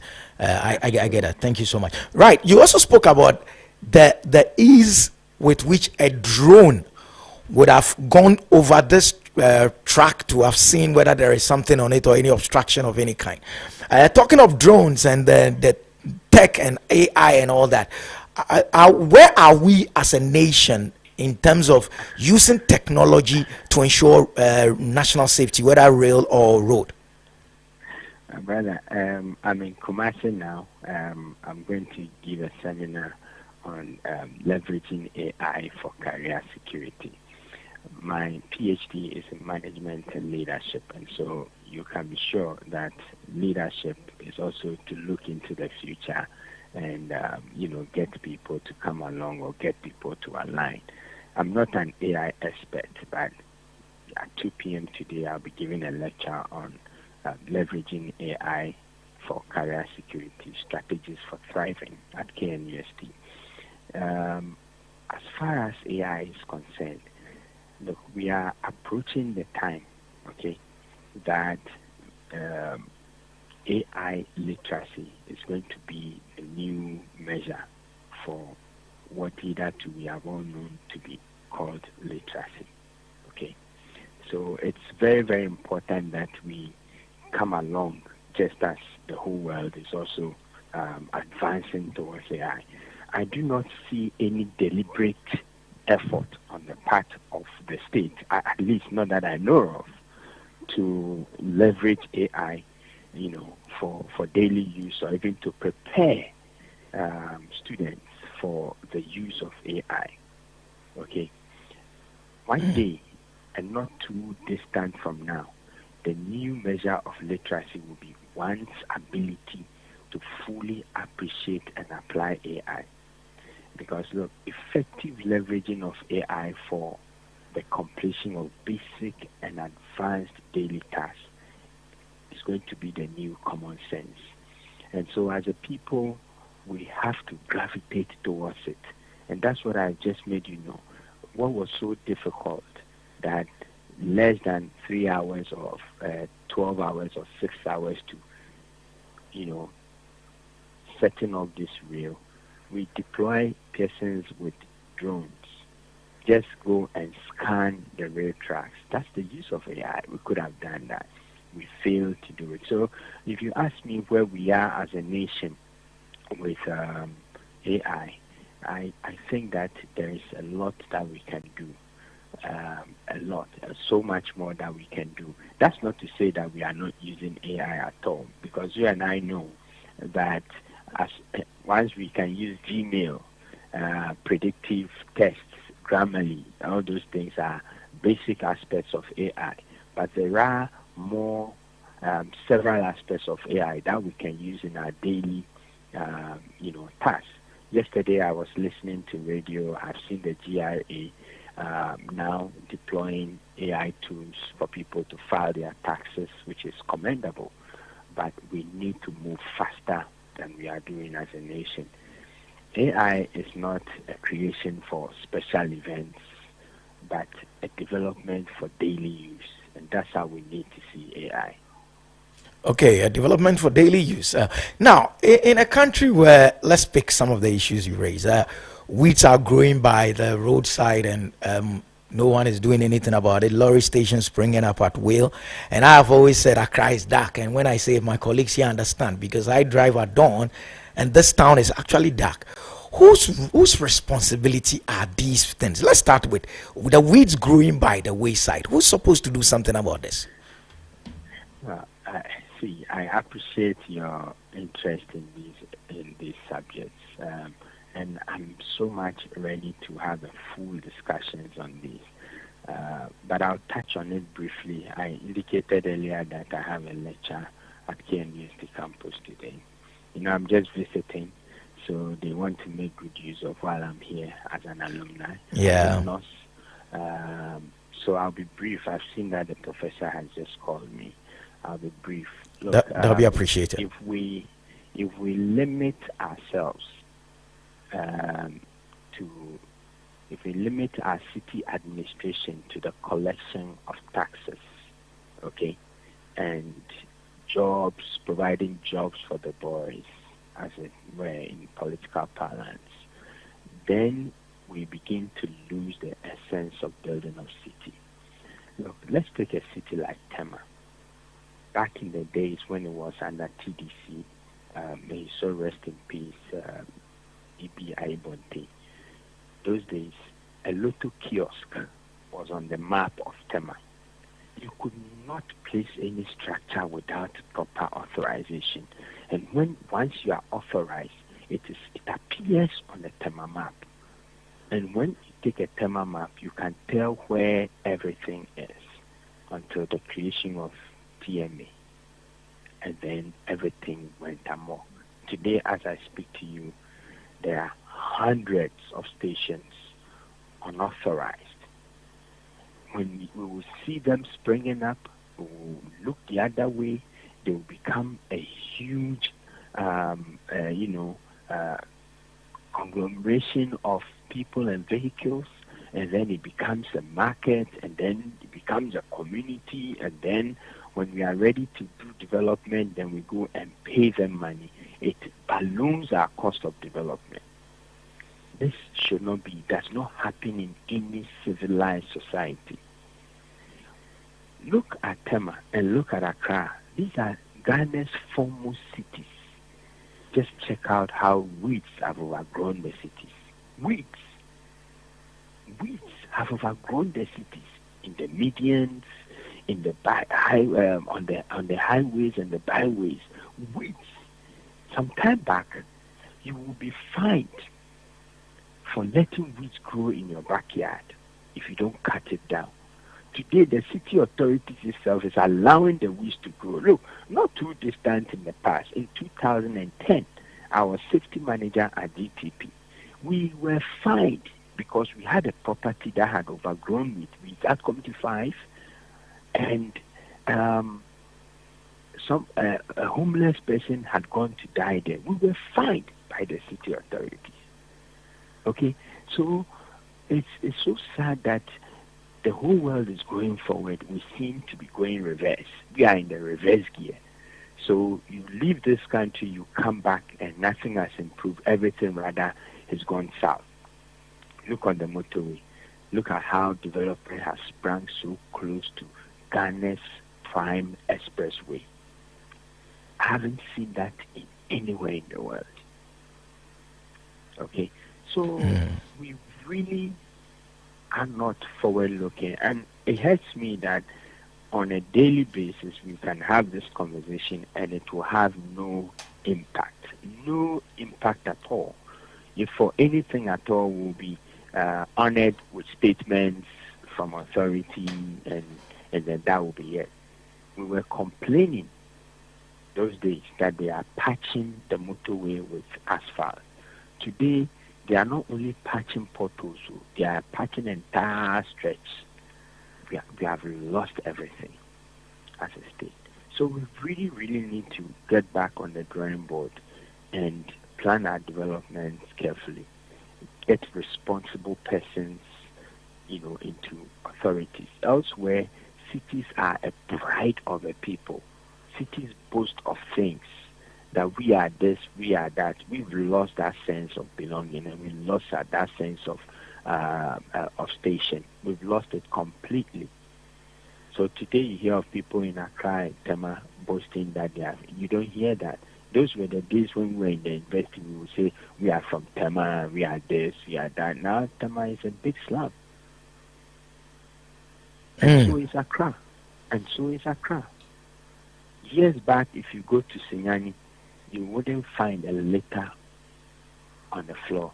Today, Sinyani is becoming like the two big cities in Ghana. Litters everywhere, gutters choked. I mean, we are going back. So nobody is taking responsibility for anything. And I believe that when we start electing the mayors of the cities, we start electing the chief executives of those cities, we'll begin to ask them to do what we want. For there's no reason why we should be in a city where for every 1 kilometer that you traverse, there is a drinking bar. Every 1 kilometer there is an eating, selling hard alcohol, when we are told that these things by the public or that by Public Health Act should not be sold within residential areas. I mean, we need to rethink as a people. Okay. Thank you so much, Dr. Nana Yao Akwada is the Executive Director of Bureau of National Safety. He's a safety expert, and you heard him paint a very depressing picture, and that is the truth. But Doc, before we allow the KNUST folks to take you away, final thing, this real accident, as it were, are we right to be worried that it might set forth some perceptions of lack of safety on the rail when this thing actually takes place, and people will now say, listen, even when they were testing, there were accidents, why would I go and risk my life? Are we right to be worried in that direction? Rather, we are right to be worried on every means of transport in this country. There is a reason I drove to Kumasi. I didn't fly. And even when I was driving to Kumasi, it's just my last submission. My last choice. It's not like I had any choice. Okay. Whilst driving on the road, there were people who were overtaking in areas clearly not for overtaking. And there were instances, not one, not two, several instances in my 5-hour drive that I have had to drive on the shoulders of the road because some oncoming vehicle was doing a wrongful overtaking at the wrong place. I mean, it's for no reason that annually we are getting deaths of up to 2,000 lives on our roads. That trend is not going to change until we are able to get drivers to change their attitude. And the only way out is by robust enforcement of the law. It's by punishing people who do not play along the lines of the rules of driving. There's no reason why, if I have a big truck, I should think that I have a right of way and I could drive anyhow. I'm telling you, yesterday, several instances, my brother, not one, not two, several, that I've had to drive, literally go off the road because a car was coming, was overtaking in a curve or overtaking at a point where it should not be overtaken, seeing that there's an oncoming vehicle, and they are still overtaking. So you can imagine if I was crazy like them, there would have been disaster. And that's what happens. So if we do not have the money to do dual carriageways, even if we do, we still have to regulate speeds. We still have to regulate attitudes. We still have to regulate so many things. So, look, the risks that will be on our roads are the same thing that will play out on the railroads.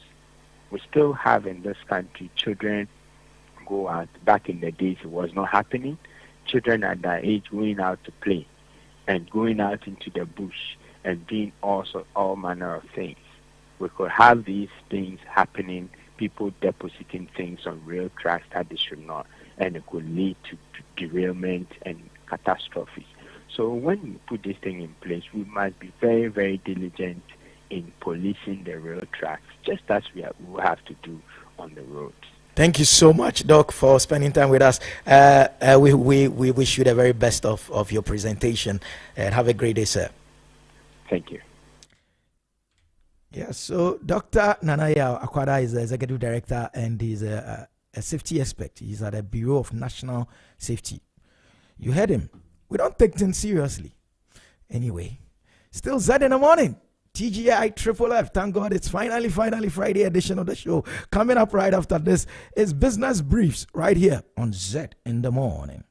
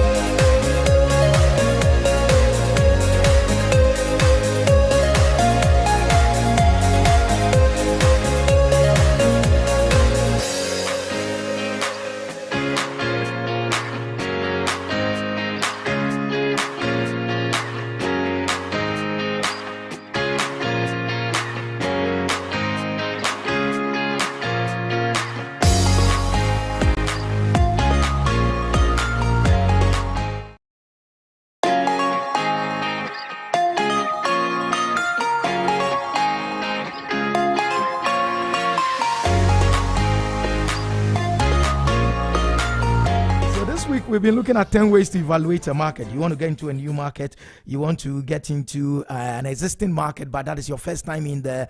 We said there are 10 ways you can evaluate the market. So let's do a quick recap from Monday. Monday, we looked at 2, urgency. How badly do people want your product? And then we also look at the market size. How many people are willing to buy your product? Then on Tuesday, we looked at pricing potential. What is pricing potential? How much would people be prepared to spend on what you're bringing to the market? That's another research point you need to find out. And then we also looked at the cost of customer acquisition. How much would it cost you to get one customer? That is also something as a business person you need to know. Then on Wednesday, we look at 2 others. Cost of value delivery. How much would it cost to create and deliver the value, both in money and in effort terms? Because if it's going to take you so much to deliver, you should know and be prepared for it before you go into the market. Then we also looked on Wednesday at the uniqueness of the offering. Is it something that if you immediately launch, everybody else can do? Is it like Kofi Brookman along East Legon Road? So everybody does some. Or in those days, call center, everybody has one. So these are stuff that you need to look at. Then yesterday, we looked at speed to market. How soon can you get your product out there? How soon? How quickly can you create something to sell? And then we also look at the upfront investment. How much money would it cost you to bring in? And we said, listen, if you're going to start a business in personal cleaning, you want to start a cleaning business, if you get your bucket of water, get some 1 sachet of Umu, and you have a mop, you have a rag, you have a cleaning business. But if you are going to start a mining business, you know your upfront investment is going to be that high. Then also, today we're looking at the last 2 ways to evaluate a market. Today we're looking at the last 2 ways to evaluate a market. Number 1 is the upsell potential. Are there related secondary offers that you could add to what you're selling? Right? There's at least 2 concepts you need to understand in business: cross-selling and upselling. Cross-selling is, are we able to sell a complementary product to it? So if you were into the area of football, could you add boots to it? Right, that's complementing. If you are selling football and you are selling boots, there's the same thing. One will complement the other, right? So you need to know whatever offering you are bringing, what are the upsell or cross-sell potential that you have. And then the last one is the evergreen potential. What is evergreen potential? After the initial offer, how would this business keep growing and keep growing and keep growing? Because, for instance, if there are businesses that when you enter, you'll be stuck for life. But there are businesses that have upsell potential. That's one. And then they also have evergreen potential. Every single time people will need it and keep needing it. And then you can also keep working on it and working on it. For instance, you can get into a business that within a few years you are stuck. So those are the two things you need to look at today. Upsell potential or cross-sell potential. Can you sell other things to complement? For instance, if you open a suit business, you have a boutique where you sell suits. Evidently, if you add tie and you add a pocket square, you are doing something in the same area. Upsell version, if you are selling a suit for 20 Ghana, of course, you can't sell a suit for 20 Ghana, say 500 Ghana cedis or thereabout. You could also go for the upsell version. An upsell version will be the more expensive alternative to your your suit. So if you're selling a normal suit made in China, 500, you could add an Armani for like what, 1,005. It's been a while I bought a suit, so I wouldn't know. But yes, you get the idea. The upsell and cross-sell potential, and then also the evergreen. How much additional work would you have to put in to continue selling? How much additional work would you have to put in to continue selling? So before we leave you for business brief this week, let's quickly run through the 10 ways to evaluate your market. Urgency, how quickly can you get into the market? Market size, how many people are ready to buy? Pricing potential, the highest price a typical purchaser will be willing to pay. Then how much would it cost you? That's customer acquisition. Then cost of value delivery, uniqueness of your offer, and then speed to market, upfront investment, upsell or cross-sell potential, evergreen potential. And so that has been your business briefs for this week. We'll come your way next week again with business briefs right here on Zed in the Morning.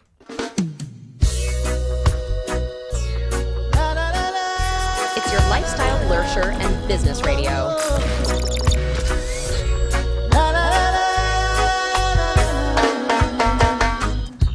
A word from the wise, don't try to make life on your own. Remember that Jah just by your side. For I was a soul who was lost, and my life was in dismay.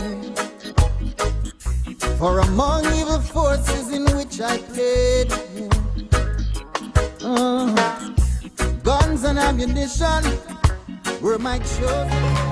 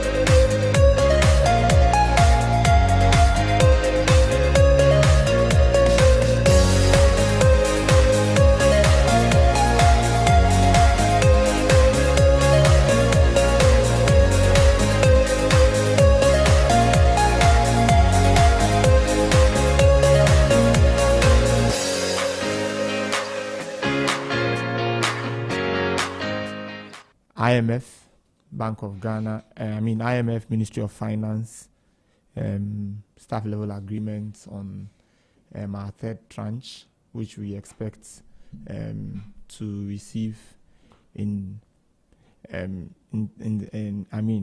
we thought it was coming. Future. We were quite excited. The week started with us believing. I think we were quite bullish. We had high hopes. And then the Eurobond, yes. The bondholders. But you see, historically, the debt restructuring we've had as a country has been easier because all of them have been with multilateral and bilateral groups. That is different from private individuals. Individual bondholders is difficult. It's difficult convincing distinct people than convincing a group.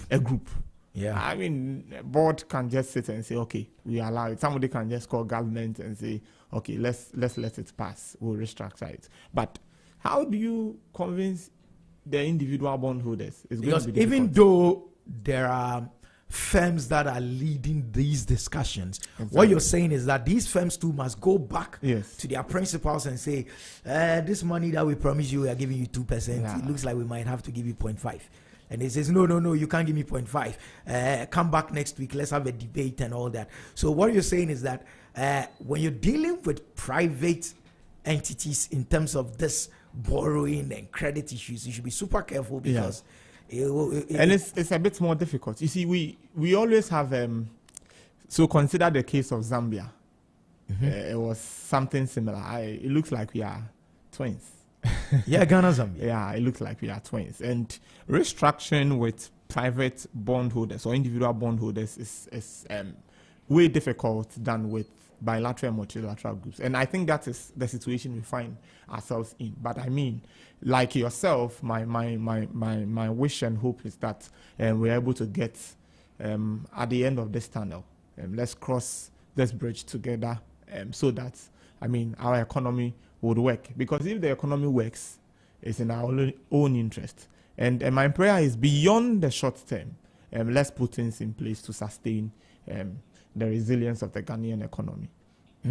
Because what this IMF program would do is to provide us some solution within the short run. And if you look at it, historically, every time we've gone, things get better. And then after a while, you see that things become bad again. What that would mean is that there are some far-reaching issues we need to deal with, or there are some underpinning issues that we need to revise and deal with. Otherwise, we'll still be saddled within the same situations we find ourselves in time and time again. Okay, that was one of the big stories that happened. IMF, everything looks good. Ghana is on the track, and then bondholders, we failed to have a solid agreement with them, and then it impacted us. There was a story that skipped us during this week, but I thought it was crucial for us to have touched on it. So, we should. AGOA, AGOA, Africa Growth and Opportunity Act. For me, it was since its establishment in 2000, when AGOA came into force, and for listeners, the African Growth and Opportunity Act has been at the core of U.S. economic and commercial policy with Africa, right? What is AGOA? AGOA is just the United States saying eligible sub-Saharan African countries, you have duty-free access to our market, and then they give a list of products that you could bring in duty-free. 1,800 products. In addition to more than 5,000 products that are eligible for duty-free access under the Generalized System of Preferences program. So America gave us a list and said, you could bring these products in duty-free. That was a huge opportunity for exporting of some of our products. This week, it was reported that, and I think it was even captured in Northern reports, that the AGOA was actually going to be, there's a planned extension of AGOA until 2041. Yes. See, U.S. huge. Lawmakers plan extension of AGOA trade pact with Africa until 2041. And it says U.S. senators have introduced a bill to extend the country's African Growth and Opportunity Act trade program with sub-Saharan African nations until 2041. The legislation introduced by Senators Jim Risch and Chris Coons seeks to extend duty-free access to the United States for about 40 sub-Saharan African nations. And initially passed in 2000, AGOA is scheduled to expire in 2025. Interesting. It was supposed to expire next year. Yeah. And then we are being told that it might be pushed to 2041. Now, so picture it this way. The U.S. market being opened up to some of us, in fact, about 40 countries in sub-Saharan Africa. That is large, because think about it this way. How many countries are in Africa? 50 what? 52? 53? 54 now. And 40 are about to, the U.S. opened their market to them. That was a huge opportunity. As to whether Ghana actually took advantage and made good money, or Ghanaian businesses made good money out of AGOA, that's another discussion. But so this is why I want us to say this. America opens up a lot of its space for a lot of our products.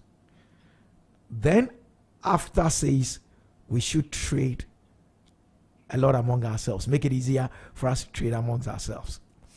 These two opportunities should make us rich. It should, but I want us to be a bit careful. What is in it for the US? Oh, evidently, I mean, if they do a duty, first of all, it looks good. Let's start with the looking good bit of it. It looks good. They are helping sub-Saharan Africa. I mean, that's correct. But is there anything in it for the US? Of course, it's a foreign policy. Be nice to sub-Saharan Africa before they get angry and go to Russia. Good. So I think sometimes we don't see what is in it for US, and we would see it as a lucrative opportunity. And if we don't take care, I think exporting the duty free, you are going to earn something. That's correct. But when you export within Africa too, so I'm looking at the pros and cons of both, and which one will be better, and if possible, a good balance between the two.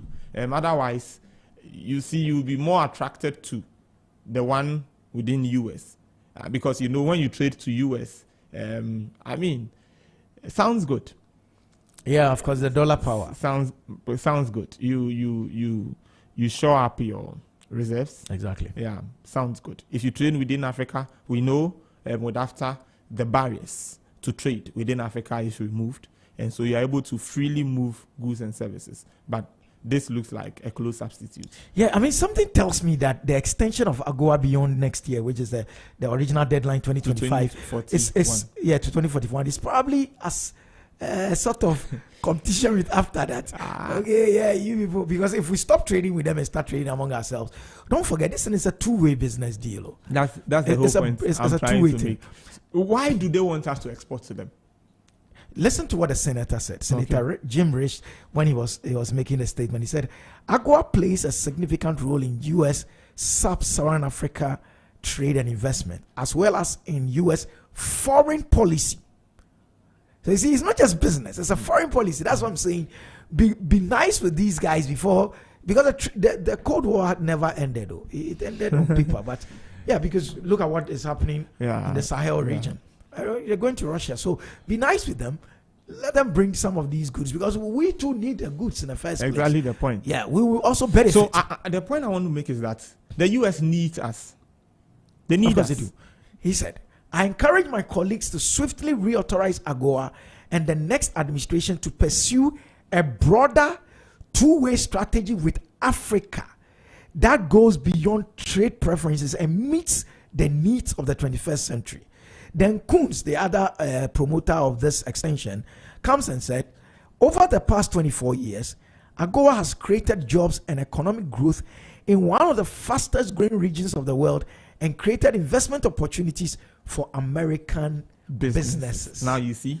So the question I asked in the beginning, what is in it for the US? You even find the answer in the statement here. Yes. And so that's why I say sometimes when we are looking at what we are getting, we should also consider what they are also getting.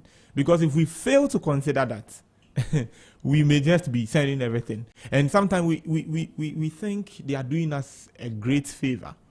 Meanwhile, they are also benefiting equally. Of course. They are benefiting equally. But then they will give you the impression that we are helping you. Yeah, we are helping you. But I think we need to look at the issue hook, line, sinker from all angles. Yes, but if after Continental Free Trade Area, it's working or is going to work, do you well, think they are happy about after? No, they wouldn't be. No, I'm asking you. They wouldn't be. They wouldn't be. They will do everything. That's what I'm saying. They're extending the thing because. So imagine if we had our payment system sorted out. You things are going to get different than we see them today. Yeah, because what we are doing is to empower Africa, engineer Africa to take care of itself. And mind you, Africa is one of the leading exporters of food to the West. And I told you the other time, it looks like we have been connected to the West than we are connected amongst ourselves. No, that's a fact. Yes. That's a fact. So it will be interesting why they are pushing this thing An so extension. hard. Yes. That for me is in the thing. face of after. Yes. And so it is to their benefit. And for me, I lean towards it is even to their benefit more than it is to our benefit. In fact, they are worried. And so we should tread cautiously. Yeah, they're worried. I mean, we should tread cautiously. We should be able to stand on after, right? Yeah. And go for better deals in the AGOA. I agree with you. You see? Yeah. So when you say better deals, then you are talking about business. Yeah. So yes. And business is bottom line profit. Because you see, some of the conditionalities in AGOA in terms of don't bring this, you can bring this and all that. We can actually look at after and say, you know what, AGOA, do this and do that. If you don't do, we are already going to trade among ourselves. But that is if we are sure after is going to work. It must work. Yeah, because we spend so much on after. Now look at it. Is that it is creating investment opportunities for American businesses. It has created jobs and economic growth. Of course.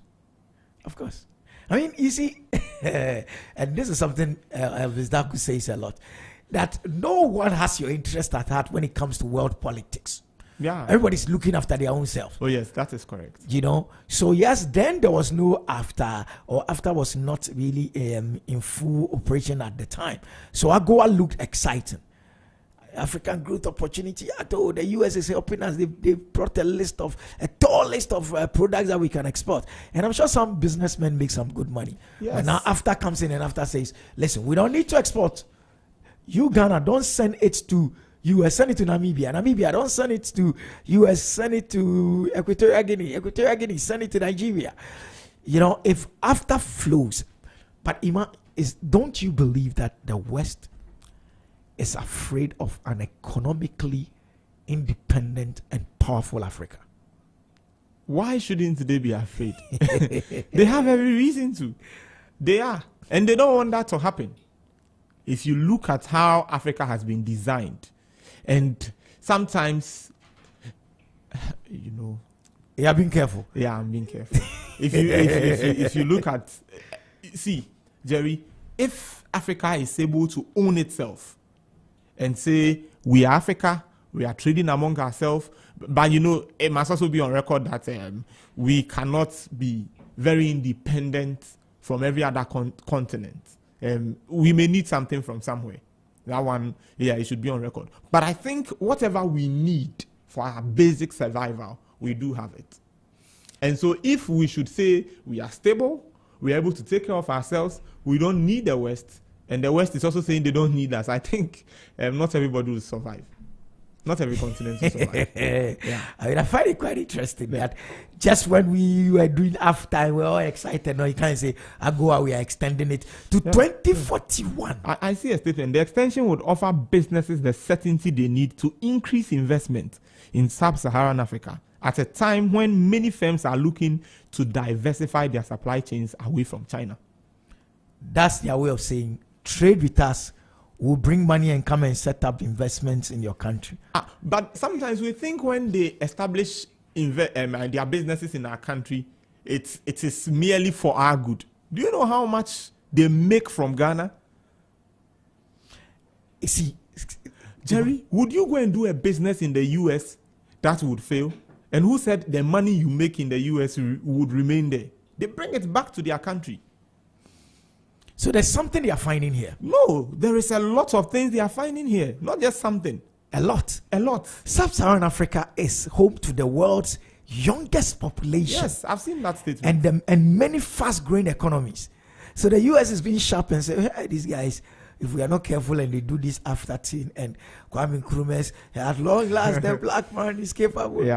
So let's entice them with some extension. Exactly the point. So that's Agoa's story. Yes, I think it is a good story that needs enough reflection. We need to reflect on this and see how we can build a good after to sustain the African continent. You're saying they are doing this extension because they are looking at us and what we are trying to do it after, and they are realizing that if they allow us to do after and do it well, we'll become very powerful. We'll become powerful and we might not need them. Yeah. Which is why I'm also saying that if they are not afraid of what we are doing as after, then let's use that fear to go do better negotiations. Because presently... But you must be strong first to say that I can beat you. Yeah, but if you're looking at presently my weak state, if you're looking at my weak state and you're putting in measures to show that you're actually afraid if I'll become strong. No, that's not how it looks. So. Then I should feel strong you enough. You have analyzed it to see that is how it looks. On paper, it looks like you are weak, and then they are saying that they are enticing you. So why don't they leave us? Don't entice us. Leave us and let's do after. But you they won't. They are enticing. One of the things I think after should do in terms of AGOA, of course, after should not say AGOA. There shouldn't be an enemy to AGOA. Good, yeah, fantastic. That's one. But that's based on what we are saying, I'm saying that after should go to the US and say, we like your extension to 2041. We like the fact that you said you come and increase investments in Africa. However, first things, those countries that you have kicked off AGOA, for whatever reason, add them because we are all one. After is for everybody. Yeah. A united Africa. One, because look at the 12 countries that they've kicked off. Uganda, South Sudan, Niger. They are not part of the AGOA list. Uganda, in all probability, and it will take some convincing to change my mind, the LGBTQ plus issue was one of the reasons. It's possible. Thank you. Because you were in Museveni was quite solid on that. It's likely. So you want us to trade with you, remove this your if we don't do gay, lesbian thing. Yeah, the conditionalities. Exactly. So what is going to happen is that if you're able to do a good after, you become a resilient Africa. You are able to make better deals. That's my point. It's like going to the bank. You have a broad asset base. Your interest rate for a loan, your interest rate will not be as high as... In fact, the bank will beg you. Exactly the point. In my 10 years more in that industry, your collateral is attractive. I know we call people. So when people say, oh, banks don't give money, yeah. Oh, no. If you, we know they give. The type of creditor you are. Yeah, it's the type of creditor. It's the type of creditor you are. And I think AFTA has, you see, the benefit of AFTA is enormous. I don't think when AFTA is properly constituted, AFTA is working as it should, and the end results we seek to achieve, we are achieving them. See, the rate at which money is borrowed to Africa, it will come down. You see, Ima, I think we are onto something. That story from Northern Reports, the last paragraph, because and I have it on authority that Northern Akwa Ibom is actually in the US now. That's why he's filing these kind of stories. The legislation will modify AGOA's rules of origin to allow inputs from North African nations that are members of AFTA. See? So originally, AGOA did not include inputs from the up north African nations. But because now all these countries are part of AFTA, they have to add them. So you see how they are incentivizing the whole thing. That is the whole plan. So make it juicy. Let me attract, and that's how business deals are. And that is why you must always look beyond the veil. So we're saying. So for me, I see this as a veil. Mm-hmm. Let's take off the veil and really see if this is the wife we want to marry, and then you marry it. Because if you don't lift the veil, it will appear attractive to you. You just be pushing everything there, and you may be doing it at the detriment of AFTA. And so we need to strengthen AFTA, because you see they are even citing AFTA here. Yeah, no, that is why from the very beginning I said we should talk about this story because they are worried about after, and they are extending AGOA. For that one, it's true. They have been worried since they heard of it. Because political independence might elude us, but if we get economic independence and we become one united African common market, that will make us so scary that the politicking will follow, where we now will treat it as a United States of Africa, and all the presidents will now be states heads, and then we'll have one united Africa, and Nkrumah's dream will come to pass. Yeah. Amazing. Anyway, they are afraid of after. Yeah, it will be interesting to highlight also that, Africa historically, we've done this last week. Yes. The proportion of our exports within ourselves is lower compared to we did that West. story. Yeah. And so you'd notice that once you are coming to do after, what are you doing? You are reducing that. You are changing that narrative. Of course. So now you want the export within Africa, export and import should be within Africa. And that is going to be at the expense of the Western Asia. Of course, Asia is part. Yeah. They are one of the people we export to largely. And that would mean that what they originally got from us, they won't get it again. You see, what do we export? When we looked at the data, they were largely raw materials. Yes. When we export to them, do they consume it? No. They add value first. And then what do? They export it back to us. They scoop their margin from us. So you can see what is going to happen. If we begin to trade among ourselves, we add value among ourselves, we trade it among ourselves. In fact, if we're sending anything to them and take the money from them. If we are sending it to them, it will be already value added. Yes, final goods, processed goods. Then they become a consuming nation. So I think that beyond this, we also need to make sure we are able to deliver value. I'm beginning to believe that, listen, the one killing men is at after. They're sharp enough to also know what we're talking about here. But this needs all African countries to come on board, be strengthened, be well equipped to be able to deliver value.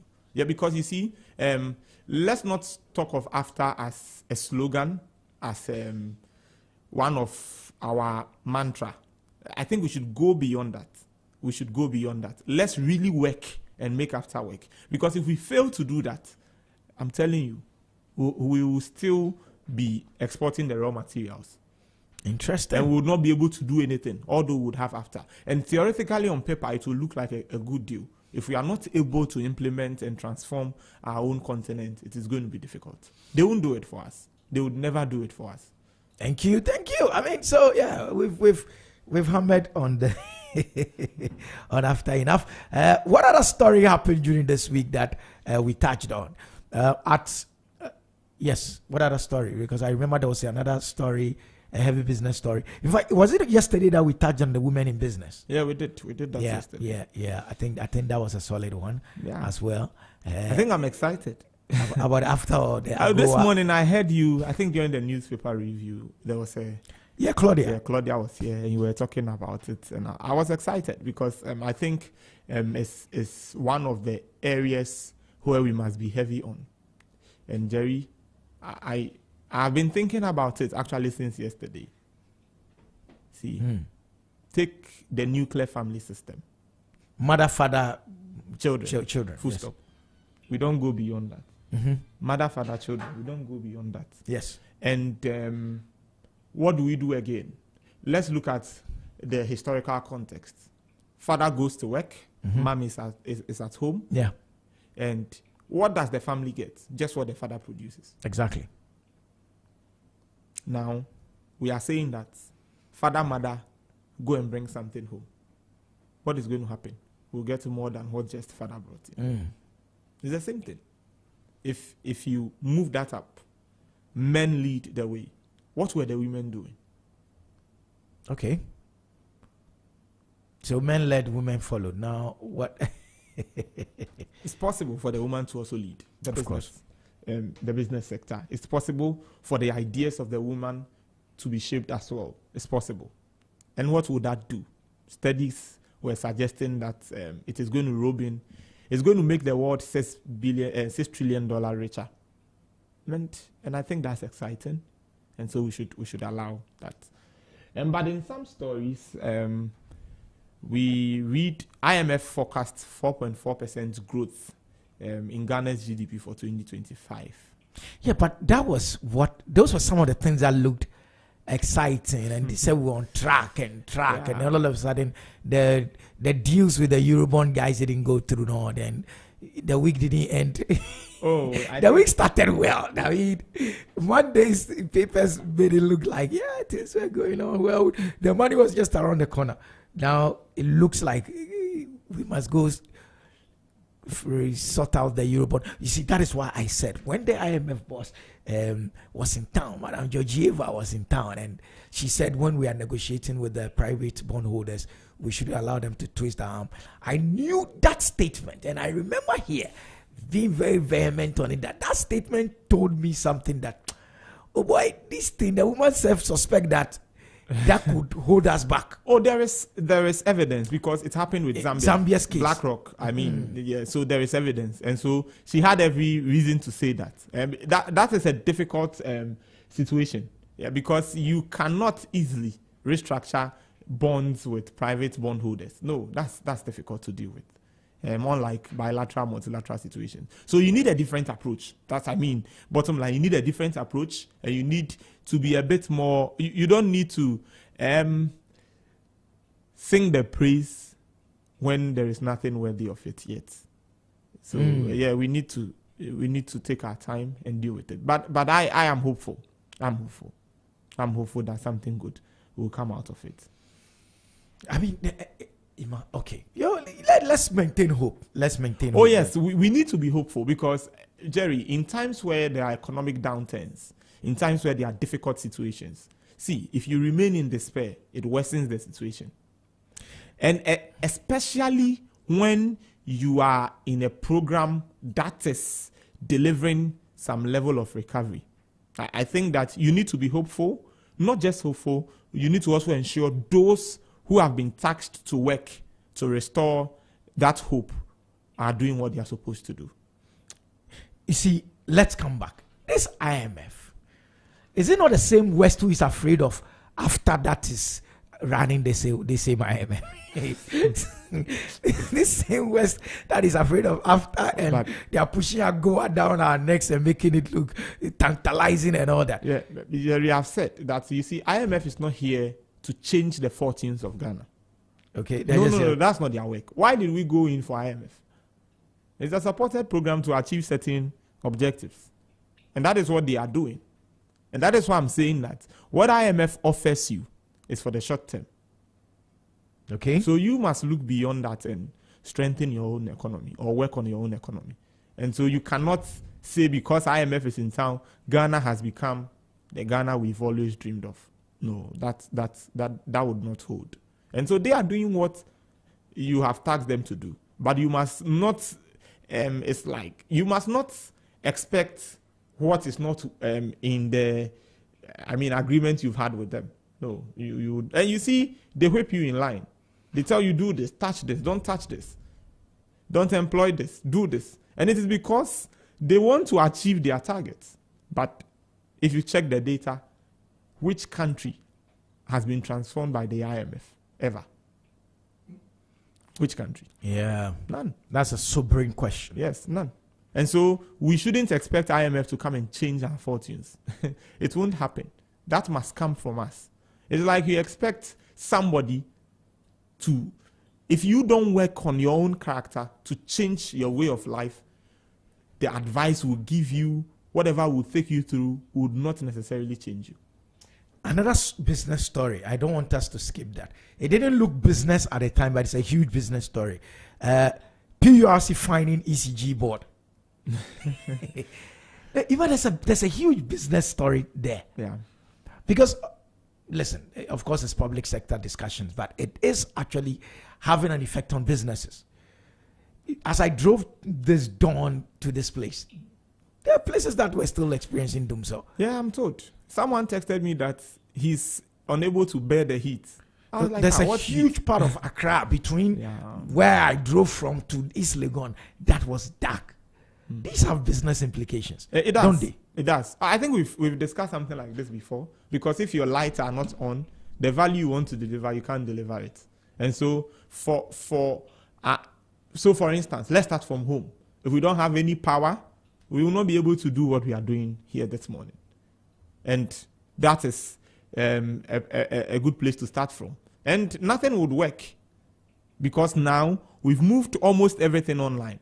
You need power to power your machines, your factories. You need power for almost everything, except for institutions organizations that depend on solar, that are using some generators, among other things. But if you are depending on the main power supply of the country, being supplied by ECG, then it's going to be difficult. Yeah, because you will not be able to produce. And even those who so you can think of coal stores.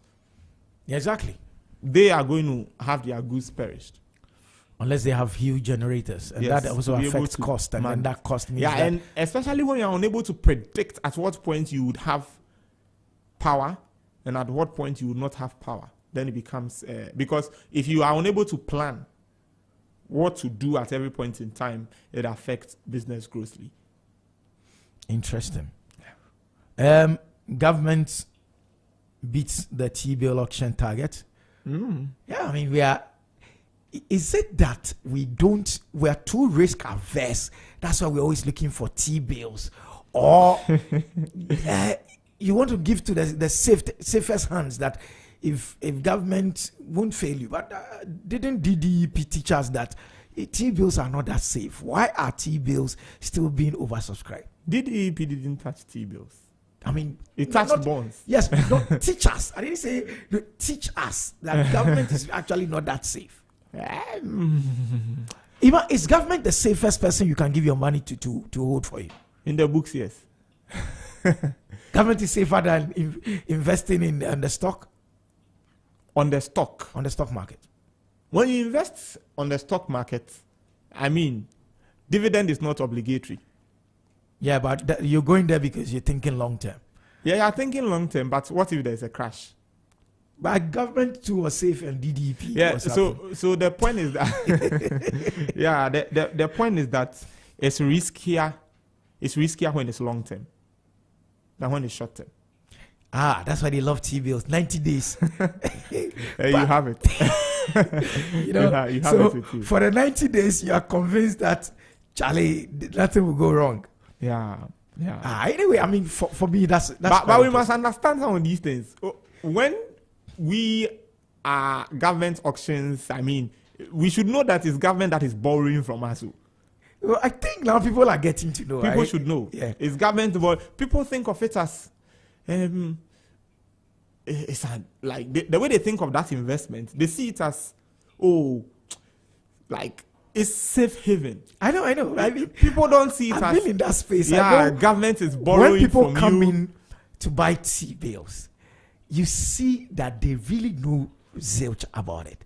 So, for instance, somebody comes and the front desk person will say, the T-bill rates are XYZ.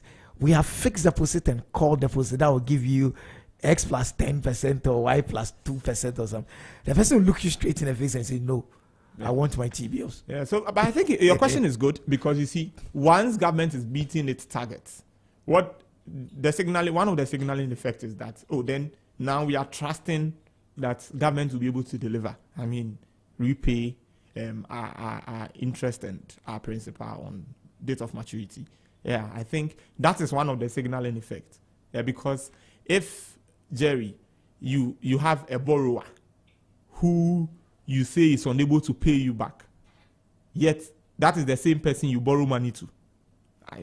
You lend to him and then the person... Exactly the whole point. And so... What if he's the only guy around? That's why. No, he's not the only guy around. Anyway, that's why he's not... That's what I'm saying. For the bonds, they did default on it, and that is why they are restructuring around it. But for the T-bill, we didn't see that. Just that for me, I became a bit concerned around that times. Because T-bill is treasury. It's issued by the government. Now, you don't expect T-bills, which are short-term, to be giving you higher yields.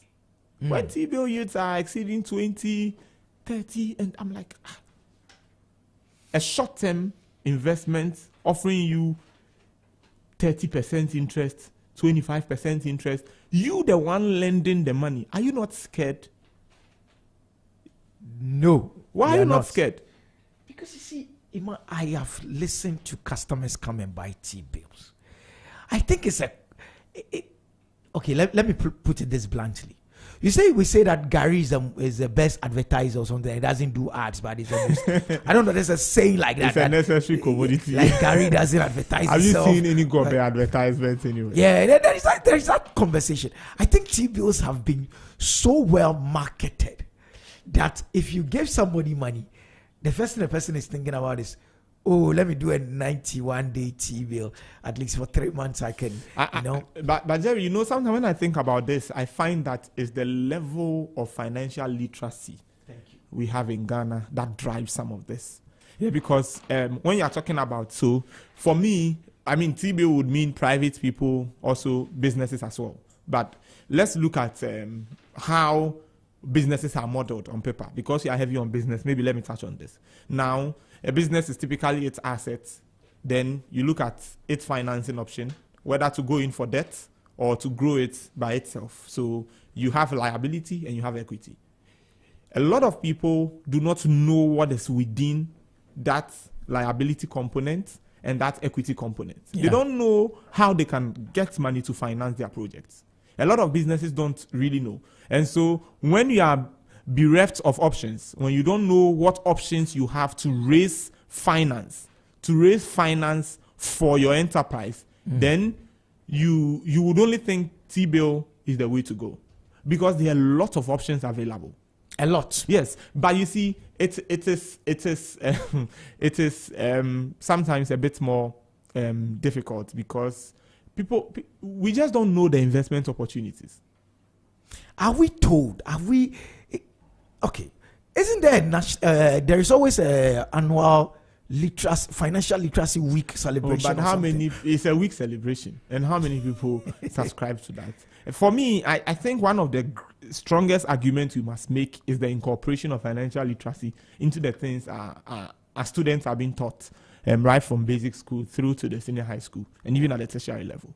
Yeah, because on the average, people don't understand what T-bills are. Sometimes when they even see the rates for the 91 days, I've also noticed that. Yeah. There are some miscalculations people do. Yes. Yeah, because standard finance will tell you, unless it is otherwise stated, every rate you see is quoted per annum.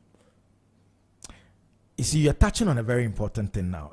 Just this T-bill discussion is bringing out something else. Where recently there was this study, if I could say, that came out that said that among I think some sub-Saharan African countries thereabout, there was a need to bridge the gap in terms of financial literacy and inclusive systems. And this study said that globally, about 1/3, that's 33%, just 1 in 3 adults understand basic financial concepts. 1/3 of the world's population. And it's even the basic financial concepts. And Africa scored the worst of all the continents, with Ghana scoring a 32% financial literacy rate. 32% financial literacy rate. So 32% of us are financially literate. 68% of us are not financially literate. Ghana, among other countries, was one of the least scored. Yes. We occupied the bottom slot with countries like Somalia. So yes.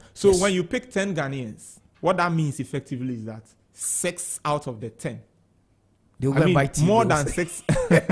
Let's not say they'll go and buy TV. Somebody may get offended. Yeah, but that is what it means. So you just find about 3 who are financially literate, and then you find the remaining 6 to 7 who are not financially literate. We must close that gap.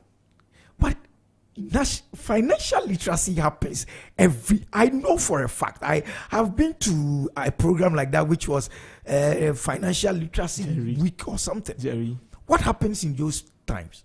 Who is in charge of that? Is it NCC, National Commission for Civic Education? Should we go look for them and ask them, or be part of pushing the financial literacy? Because of the course I did in school, this was my experience back in school. Now, when you are doing business, finance, accounting, among others, someone is doing science. And I have to be honest in my explanation. I think of it this way. Oh, he is a science student. Anything science is for him. Exactly. This guy, he's doing general arts, constitution and those things, they are for him. This guy, he's doing business. Anything business, it is his to know. And so you find the average business student lacking basic knowledge on some health facts. You find the average science student, as for them, they don't know anything about financial literacy. And so you would always find your colleagues who went to do the arts and are in the law school and others knowing everything about the law. And some business students, science students don't know anything about the law. And I think that's... so you see, Ima, you've touched on a very important point.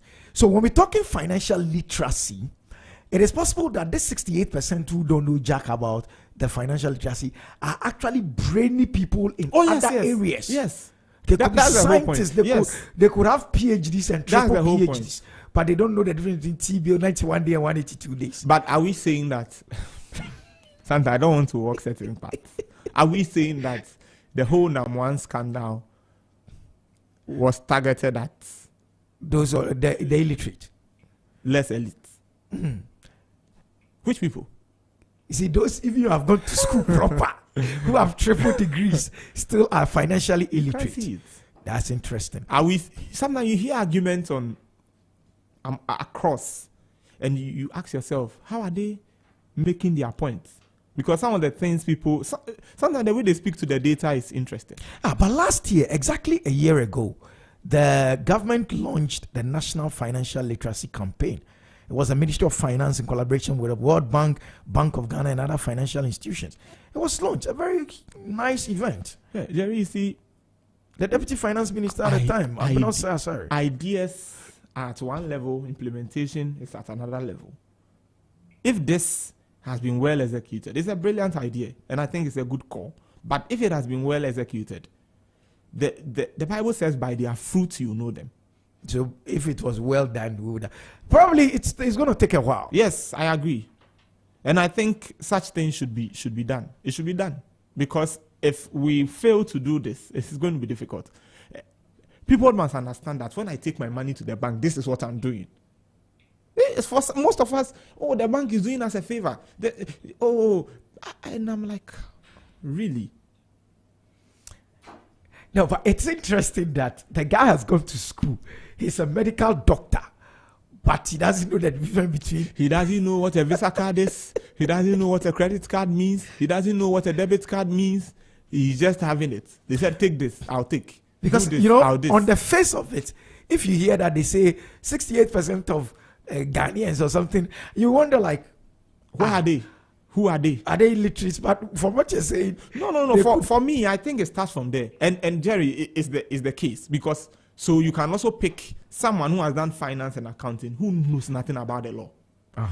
So if legal people also did their research, they will say 90% of Ghanaians are legally They don't know anything illiterate. about the law. But these are people who have triple And the degrees. same way, somebody will be having headache. The person doesn't know what to do. Yes, someone will experience an electric shock and they'll be standing and looking at them and they'll just die. First aid treatment. Most people don't know anything about it. And it's because of the way our our tutoring has been segregated. And so when you go to school, someone thinks I am here to do accounting. Everything I do is debit and credit. If you ask him the difference between phloem and xylem. What's that? Shoot and root system. But he doesn't care about it. But isn't that why a station like Zed would push financial literacy, which you would say we should? I think you are doing well. Business briefs, you are telling people how to meet their customers, how to deal with their customers, and in fact, how to serve their customers, how to create value, deliver value, and I mean, get the best out of their business. I think it's good. It's an MBA on wheels, like we call it. MBA on wheels. Yeah, your early money MBA was to go to a mini MBA. And I think we need to look at this. We need to address it. It's critical. Because if we fail to do so, now you see, everything will come back to a dollar bill. It will come back to a CD. Whatever you do, what does it mean? Oh, inflation is going high.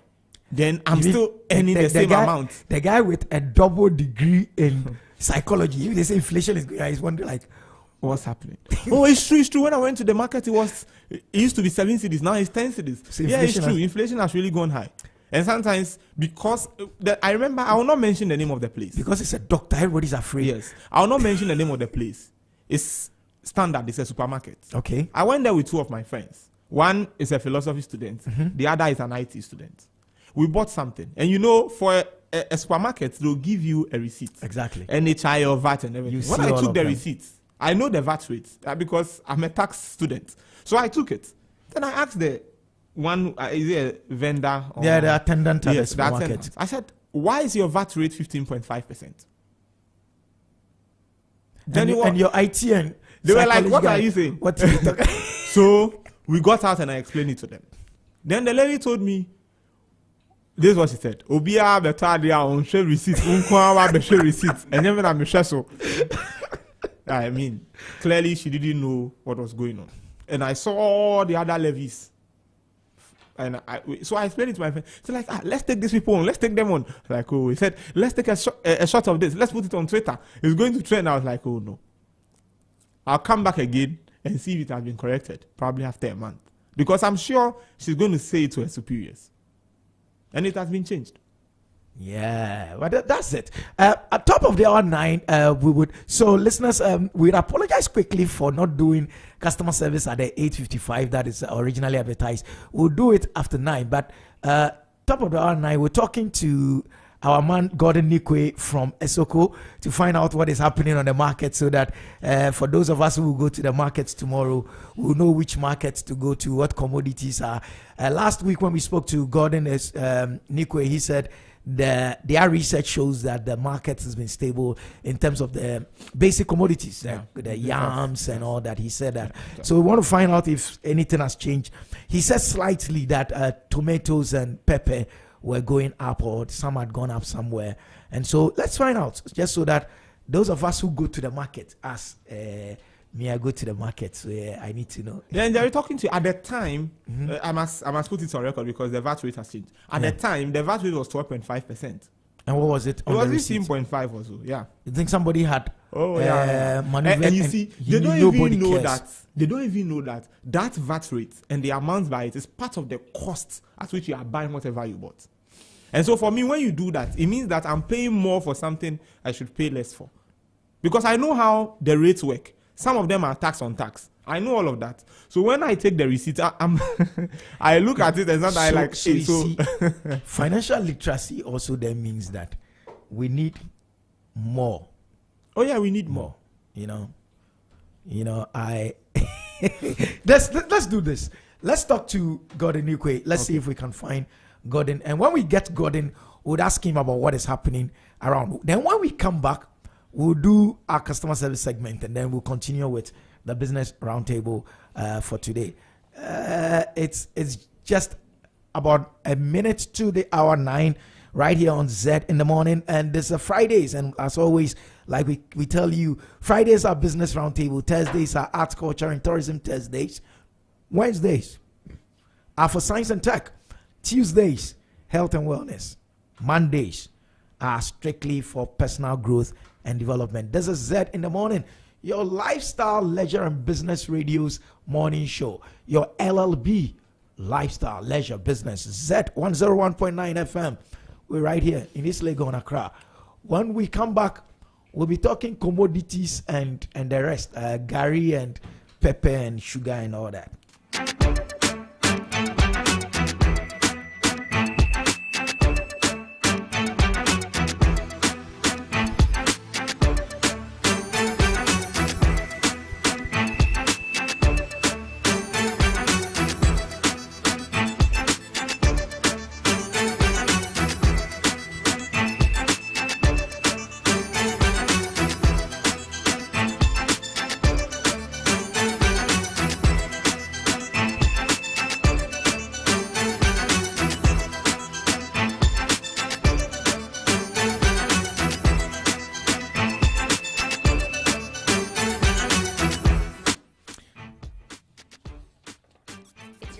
lifestyle, leisure, and business radio.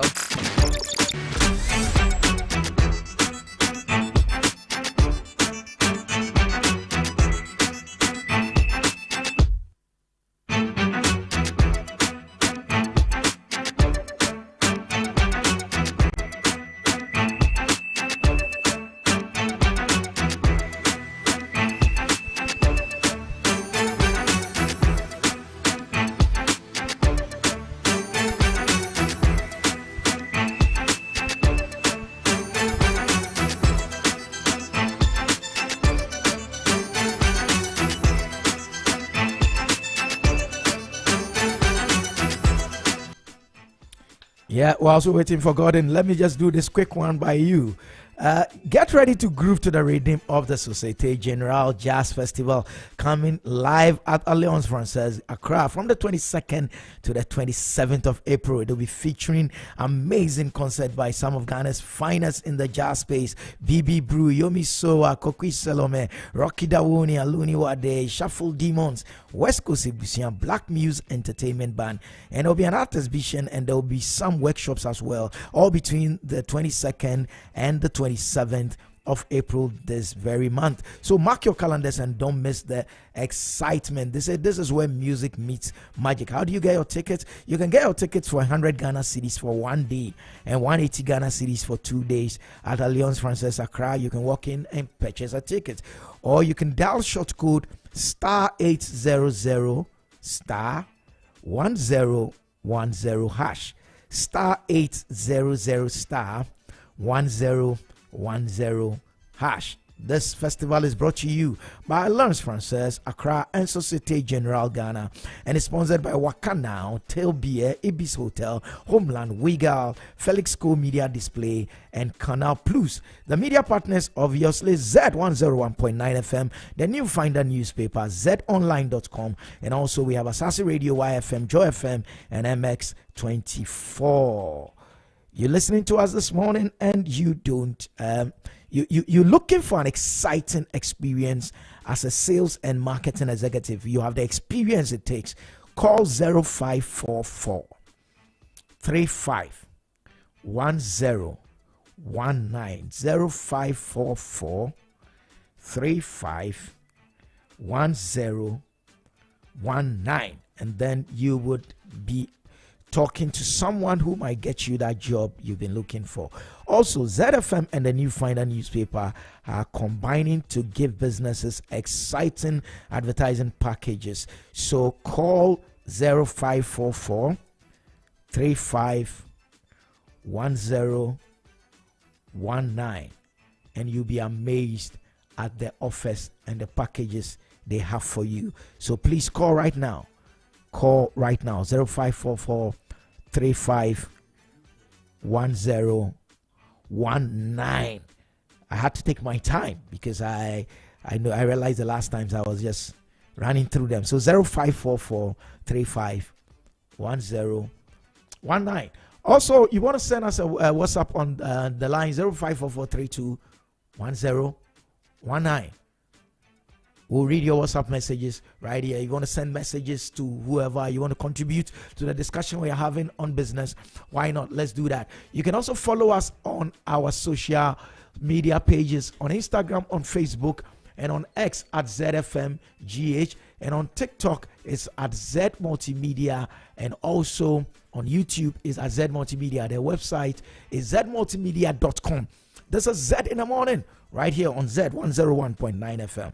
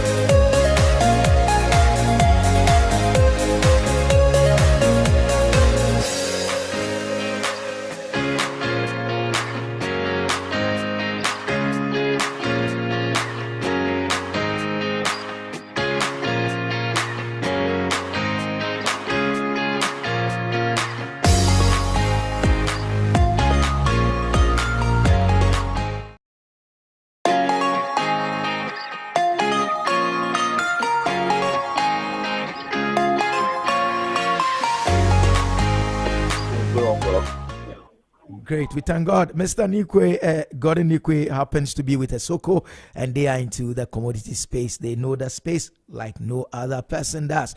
Mr. Nikwe, what has been happening since we spoke last week concerning our local commodities? Good morning and good morning to your listeners, and thank you for having me this morning. For this week, things have been fairly stable again. We haven't had major change in prices of commodities, all because we have some commodities in the system, which is making it a little bit good for the consumer. Our normal staples, like the maize, the cassava, the yam, the rice, the tomatoes, the onions, the peppers that we normally use, are all fairly stable. The issue, which is a good news, is that our Chobodom farmers have started what I call picking. They are not harvesting, but they are picking. There are one or two people who produce in the valleys have started picking tomatoes. So we are hoping that by next 2 weeks we should have a full tomato harvesting in the Chobodom area, which will make some good gains to bring down the prices drastically for the tomato market, all things being equal. Apart from that one, I don't think hasn't been any major change of price in most commodities. Mr. Nekwe, could you explain to us what you said? They are not harvesting, they are picking. What does that mean? What's the difference there? Okay, so if I say they are harvesting, it means we have a lot of people harvesting the tomatoes, and you see trucks load of tomatoes coming from there. But this one, just one or two people who planted earlier and are having ripe fruits, and then they will just be harvesting that. That's what I said, that it's not voluminous; it's just a few. So I use the word harvesting right now, the mind will come that the whole of Chobodom have started harvesting tomatoes, and prices should come down because of the in-house tomatoes that we have. But no, it's not harvesting. They are actually harvesting, but it's on the very small scale. The only problem we may have is when we have heavy rains in the coming weeks. That will affect the ripening of the tomato. And yes, tomato needs water, but not too much water. And too much water affects the harvesting and all that. So that's what I'm saying. They are picking. There are just a few people doing some small harvesting on their farms, and they are bringing it to the market. Okay, that is well explained. Let me also find out from you, Mr. Nikwe. It's said that in Ghana, when prices of certain commodities or prices of certain items go up, it affects. But then when the prices come down, the higher prices stay up there. Is that the same in the commodities market? Would a glut of tomatoes affect the prices on the market? Oh yes, with a glut of tomatoes will affect the prices on the market. You see, sometimes when we visit the growing area, the hinterland, and we compare the price that our middle women pick the tomato from the farms to how much is being sold to a consumer in Accra, the price difference is huge. And most of it is attributed to transportation, and then the risk of transporting it to the place. You know, as I said the last time, something like tomatoes needs a cold chain. In Ghana, we don't have a cold chain to transport the tomato. So at the time you move from Chobodom to Accra, you have a lot of them going with rotting, or the quality goes down. How would that person who moved the tomato make his profit? You put all the profit margin on the fee that they will get. But hey, I can tell you that somewhere last year, when there was a drought of tomatoes, they will buy a whole bucket, which is a pen bucket that is normally used to sell tomatoes in Chobodom, as 10 cedis. Meanwhile, that same pen bucket is going off at 80 and 90 cedis in Accra. You can see the price difference. So if anything at all, we need to also invest into our transportation sector, our cold chain sector, so that at least the products will come in at a more cheaper price. Would you say that if our rail systems were that effective, food prices in Accra would be way lower than they are now. Perfectly. Not only the rail system, we need to also use our water lake. You see, if you look at the water lake, it's on a very, very strategic position for us as Ghana. From the north all the way to the south. And water transport is also cheaper. So if we are let's say, bringing the tomatoes, the other things by the railway, we can bring the yams, the maize by the water boat, which will bring it to Akosombo. The rail takes it to Tema, goes to Accra, and everything will be cheaper. But so long as we are using the road network, I bet you we cannot come down much.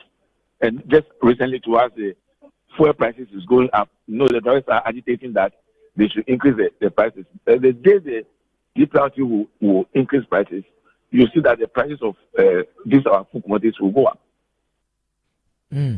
That sounds like the products are there, but bringing them to the final consumer becomes the challenge, and that is why we're struggling as a people in terms of food. So for you at Isoko, aside, picking the commodity prices from around, what other stuff are you doing there in terms of helping farmers as well? Thank you very much. So we in Isoko, we not only pay the commodity prices. I keep on saying one of the listings that we've been doing since 2008. We also give the farmers the more localized weather information. So we tell them in this your area or on your farm either it will rain or it will not rain based on your GPS location. We also give them what we call the climate agronomic advice. So look at what is happening in your area based on the weather, and then we tell you what are you supposed to do on your farm. We also give them what we call the big and upper, the market linkages. And Isoko have a call center that every farmer across the country can call. In fact, in our call center, we speak 15 local languages. I boast with you because if you look at our telecom gens, the MTNs and then now the Telecels, they don't have 15 local languages in their call centers, but we are using 15 local languages in the call center. So every farmer everywhere within the country can call, speak any of the 15 local languages, and we're able to have that farmer and serve that farmer better. We work with GMET. So GMET this year like this have released a very good seasonal forecast for us, and we've sent to the farmers how the season is going to be like. For example, in the southern part of the country like this, we are having below average rainfall, below normal rainfall. So these are some of the things that we tell the farmers, and then educate them which variety of crops they should grow. So if you are growing maize and the rainfall is below average, you need to plant a drought resistant or early maturing plant, and we'll give you varieties that plant either the hybrids or the panels, and then the things that we need to make sure that you are doing well.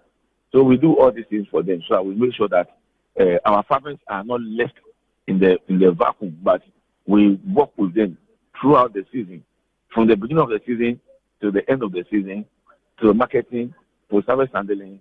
We try to help the farmers to come on board so that they are abreast with the challenges of time. And Mr. Nikwe, farmers actually do call to ask for weather patterns? It will shock you that they call not only for weather patterns, not only for their farming activities, but for other social activities. Farmers have called the call center to ask us that, look, they are going for a funeral in the next village. They want to know if the rain was there. Then they know what to do.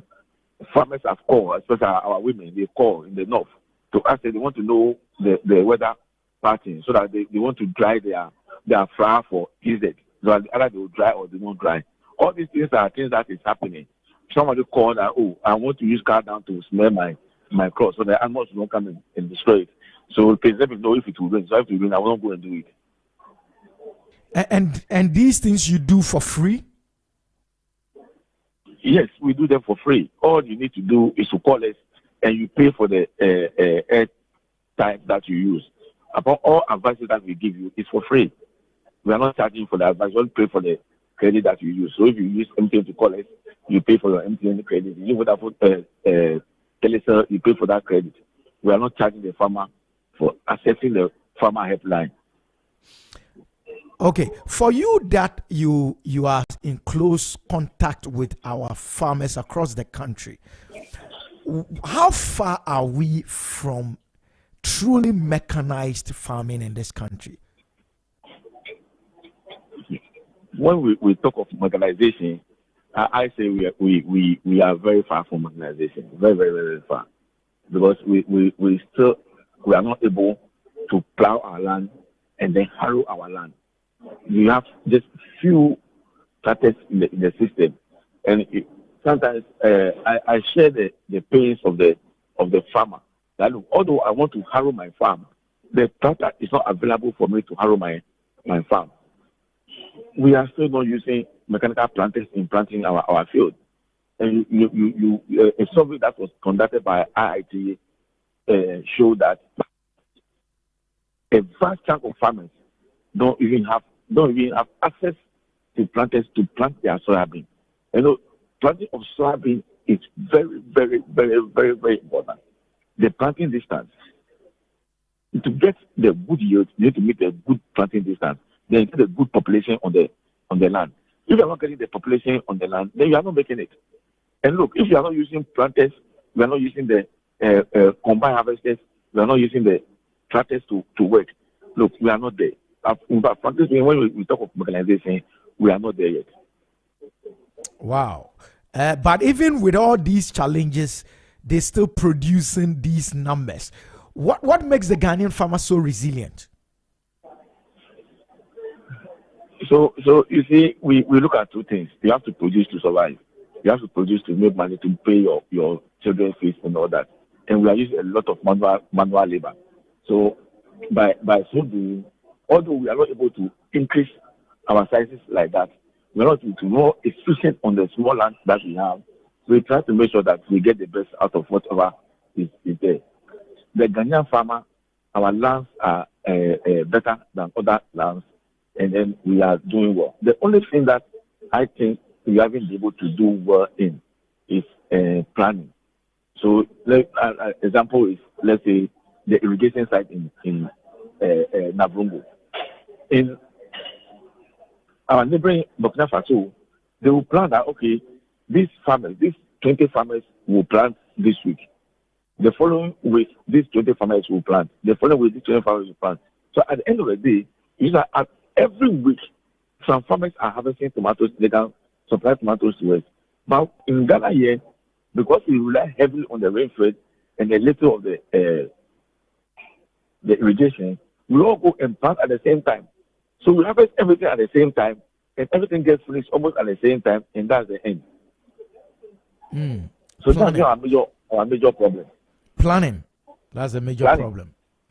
We need to sit down with our farmers, and I don't fault MUFA for it. MUFA is doing their best, but their best is not enough. You see, I keep on saying that farmers can call our call center, they can call our call center. One can see MUFA too, but you see one agriculture officer serving over 1,000 people. It will not work. You get me? So we need to make use of our ICT firms who are providing these supporting services for the MUFA to get to the farmers, train them, make them know what is happening, and then make use of latest technologies, and then we all build the country together. So, Mr. Nikwe, you know, at this time I'm going to ask my favorite question that you also don't like answering. If our listeners are tuning in at this time and tomorrow they have plans of going to the market, for what should they go where?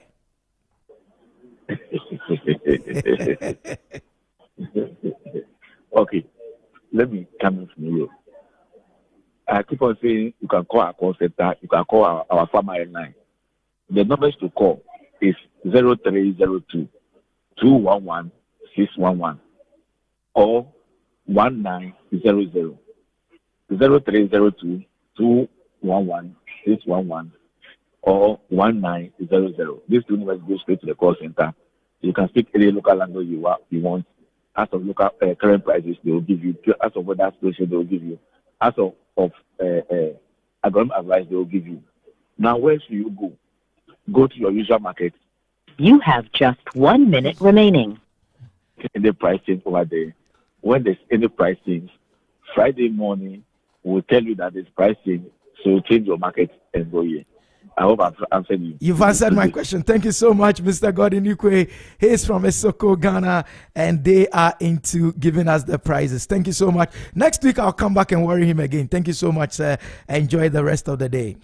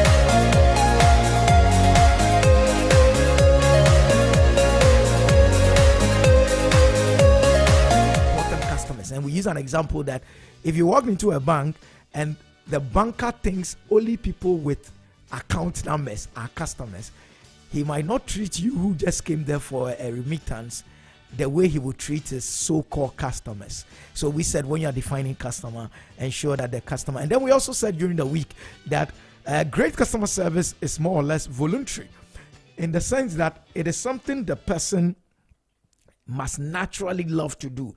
It must come from within. It's out of the person's own volition to give great customer service. So that was another angle. Today, we're wrapping up the week's discussion on customer service and experience moments. And we're saying it might cost you to provide great customer service, but poor customer service will cost you more. Did you get that? It might cost you to provide great customer service. Of course, if you have to put in certain conditions within your customer reception area, think about it. You put a nice water dispenser, it will cost you money to put it there. The air condition is working, you put some television. These would cost you money, yes, to put them there. However, we're saying that poor customer service will cost you more. What does this mean?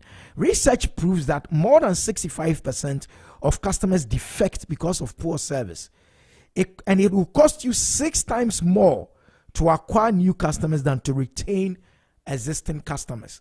So look at the figures. So if you kept bleeding or hemorrhaging customers out of your system, what it means is that you would have to do a lot more in terms of investment to get new customers to fill in that space. So retaining customers should actually be your strategy. Give them good service, they stay. But if they came and they left, you do a lot more work in terms of effort, and you do a lot more in terms of financial investment to get them. And then it's also said that loyal customers are worth about 10 times their initial purchase. 10 times their initial purchase. And the more customers you lose, the more profits your business hemorrhages or your business leaks. It is as simple. So what you can do is to calculate the average cost of acquiring a customer and then combine that with retaining a customer, because when a customer is loyal, they cost less to retain. When a customer is loyal, that customer costs less to retain.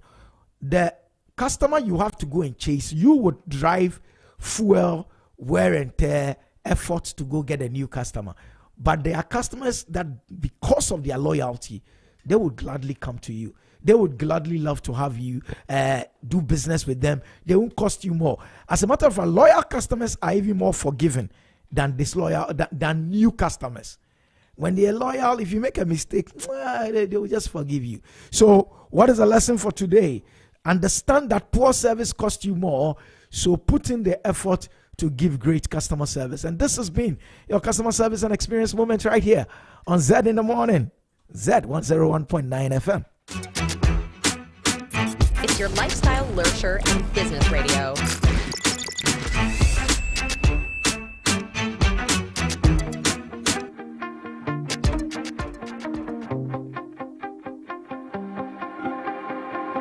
It's your lifestyle, leisure, and business radio.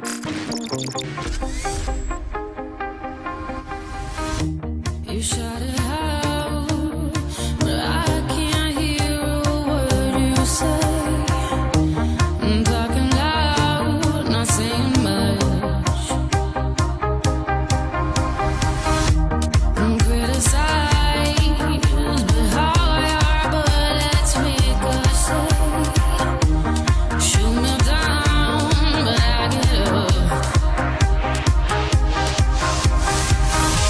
I'm bulletproof, nothing to lose. Far away, ricochet, you take your aim. It's your lifestyle, leisure, and business radio. You shoot me down, but I won't go. I am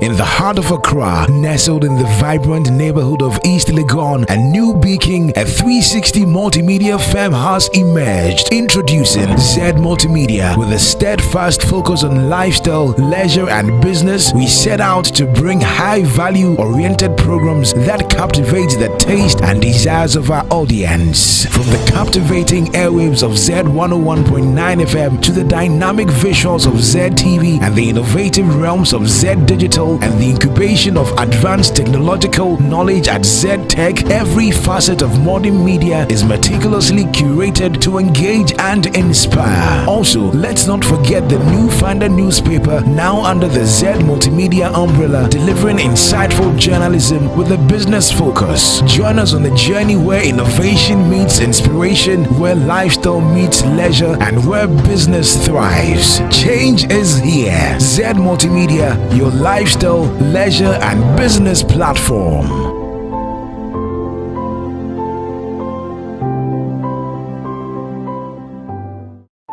In the heart of Accra, nestled in the vibrant neighborhood of East Legon and New Beacon, a 360 multimedia firm has emerged. Introducing Zed Multimedia. With a steadfast focus on lifestyle, leisure, and business, we set out to bring high-value oriented programs that captivate the taste and desires of our audience. From the captivating airwaves of Zed 101.9 FM to the dynamic visuals of Zed TV and the innovative realms of Zed Digital Digital and the incubation of advanced technological knowledge at Zed Tech, every facet of modern media is meticulously curated to engage and inspire. Also, let's not forget the new Finder newspaper, now under the Zed Multimedia umbrella, delivering insightful journalism with a business focus. Join us on the journey where innovation meets inspiration, where lifestyle meets leisure, and where business thrives. Change is here. Zed Multimedia, your lifestyle, leisure, and business platform.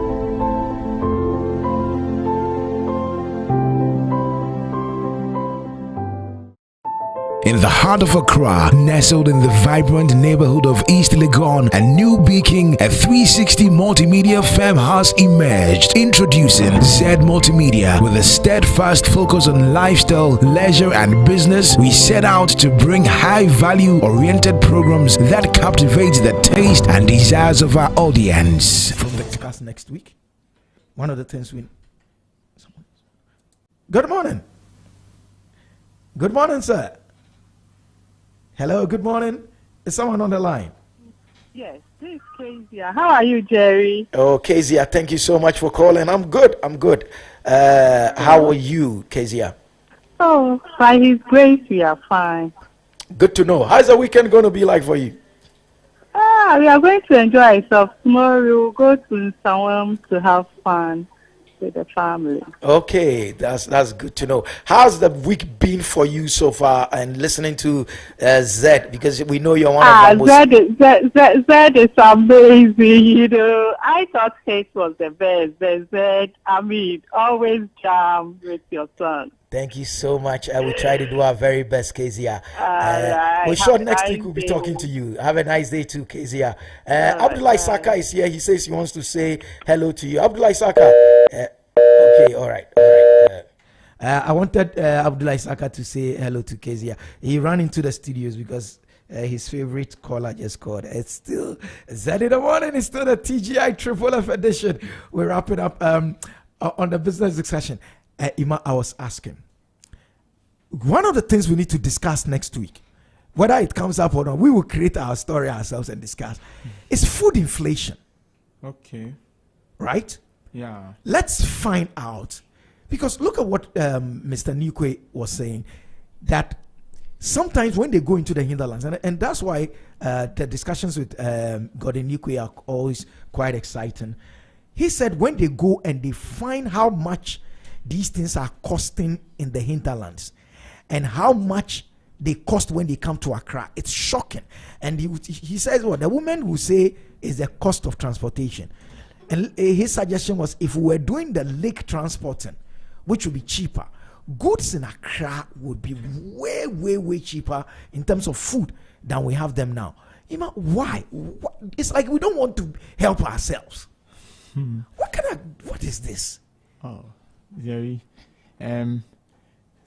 Sadly, the problem with food inflation in Ghana is that I saw you trying to mimic that statement that prices of food is thicker upwards.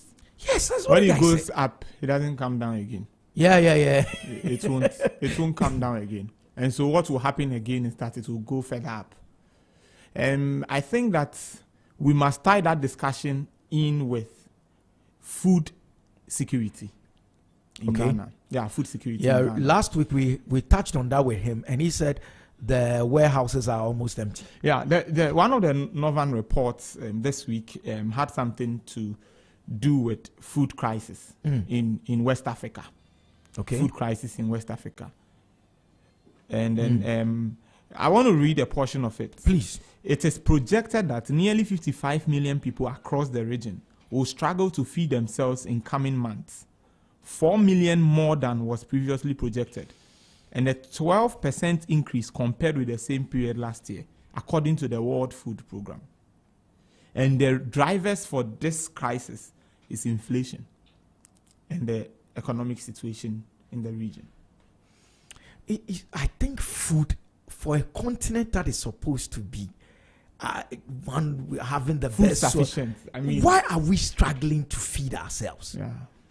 And look at the thing he said, that the lake transport would have made things so cheap in Accra. And better. Yeah, that's correct. You know, because you go out of Accra and, for instance, sometimes you go to like not the main roads. You know, one of the dynamics I found about cost, it's like the major roads from Kumasi down to Accra, and then from maybe Tadi or through to Accra.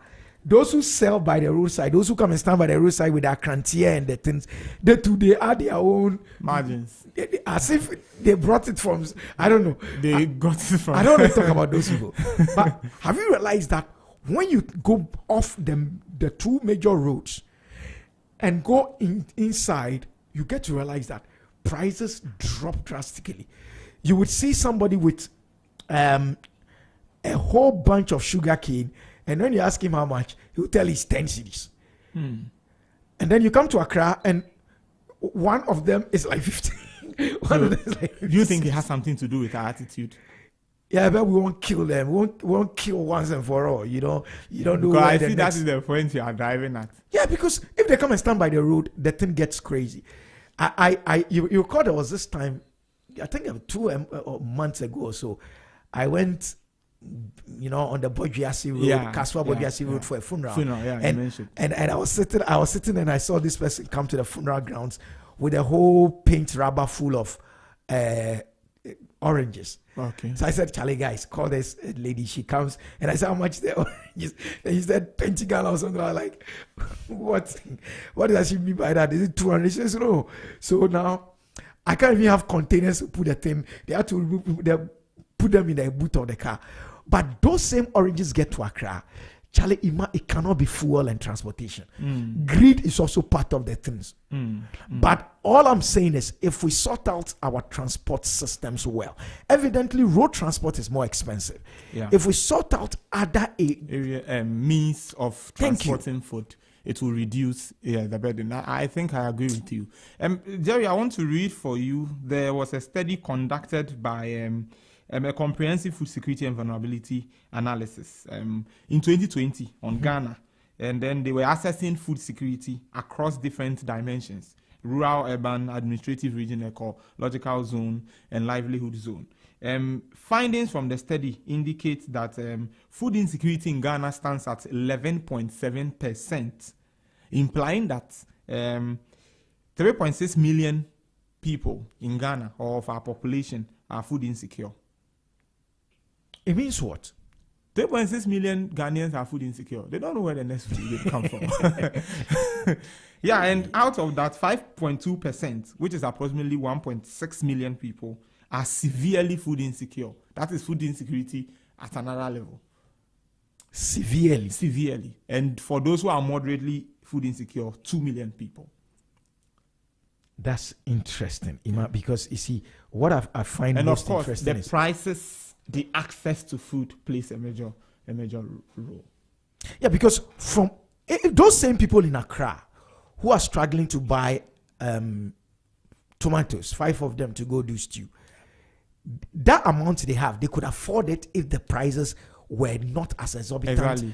So the value of the money falls because the price shoots up. And so what you could have done with the same amount of money, you cannot do so any longer, because the value of the money you are holding, although it's the same money, sometimes it's interesting how the whole thing works. Yesterday last month, I had 100 CD notes, and I was able to buy this, that. I could prepare, say, banku or something. And then this month, I still have the same amount of money. I go to the same place I bought the stuff. Now you can't do banku. I can't do banku. I have to settle forever. Or something else. And so I think food inflation is a good area. Food insecurity is an area of concern that we must look at and tackle. Yeah, I think so. I think next week we should. Yeah, because if we have it doesn't come up, farmlands that are able to produce the things we need. I know. I think I don't know how I brought farmland in. I remember when I was growing up, I found that a lot of homes had farm gardens. Yeah. I mean gardens just by their homes. Basic things, you find cocoyam, you find tomatoes, you find maize. You find maize. I remember even these basic someone that's supposed to be some suburb, we still have maize farms at the back. It was helping. Now the way we are defining urbanization is also affecting us, because now some parts of Accra, it will even look some way to have a garden in your home. Yeah, because you're living in a concrete jungle. And I now. think that is important to salvage the situation, because once we get back to Jerry, if there is food inflation, why do you think prices of food or goods go up? It is when there is scarcity, because when there is shortage, when demand exceeds supply, we must drag up price, or should I even say price will automatically go up. Yeah, naturally. And so if there is abundance of food and you increase the price, I'll move from this supplier or this retailer to another retailer to buy it. And so providing enough food that meets our demand is necessary to reduce the inflationary pressures on food supplies. You know what I've also realized? Probably because I'm agitated about this because of my agri background. But yeah, you always feel that because it's no rocket science to do vegetable farming. I don't care where you stay in Accra. Yeah, I vegetables especially. I'm not talking maize and cocoyam and not only vegetables. Yes, I get your point. That's correct. There are newer ways of doing that. Yeah. At home, Yes. you could sort out your tomato and your pepper and all agree. those basic ones in your own house. What does it take to plant tomatoes in your own house? You cook with tomatoes every day. Sometimes you take out the seeds. I remember back in the day, you just pour them and then they start to grow. Yeah. You move them from one place to another where conditions will be favorable to let the seedlings thrive and produce, healthier fruits, tomato fruits. And I think we must go back to that. We must really go. And in addition to that, I think fish farming is also another way to go. You can actually produce grow fishes at home. Listen, there is something called hydroponics farming. Okay. And it is farming that is water heavy. Okay. Where instead of using soil, because we all know the basic thing, you plant where does a plant get its nutrient from? From the soil. That one is basic agric. Hydroponic farming says use water to supply the nutrients to the plant. Okay. So whereas the soil would have given the plant that holding thing, they give you structures like pipes and even old bottles that you would use to hold up the plant. Okay. And the plant would actually still flourish and give you what you need without the sun. Okay. They call it hydroponic. And you can do it if you're in East Legon or you're at Trasago or you're on top of the 21-story building. You can still do it if you want to. Yeah. But we saw this urbanization thing, our own in some way. Yeah. and it's something we must address. You know, this whole discussion, sometimes I'm particularly concerned because when you look at the data, recently I chanced upon one. What I knew from the past was that Ghanaians spend over 44% of their income on food. We spend more than, so if I give you 100 cedis now, you are going to spend 44 cedis to buy food. Your bills have not come in. Other things have not come in. And the recent study I found was indicating that more than half, more than 50% of our income is spent on food. It's gone up. So we can agree that we spend a significant proportion of what we earn on food. And so if the prices of food is surging, it tells you that if we don't take care, almost everything we earn will go to food. You're and there satisfied is by a your lot broke. for us to do with our money. There is a lot. Satisfied by your broke. Yeah. These are discussions that I think on this platform we should. Yeah. We shouldn't be like everybody else. But I think we should use this platform a lot more for good. Otherwise, we'll end up sorting things out that we will not need to. But anyway, thank you so much for coming through. Any plans for the weekend? Oh, no, why do I keep asking you? You are going to learn. I have a wedding. You are going to learn. You're going to learn. I have a wedding to attend. Yeah, but what you also said is constant. Yeah. Life will never stop teaching. Yeah. So you have to stop. You can't stop learning as well.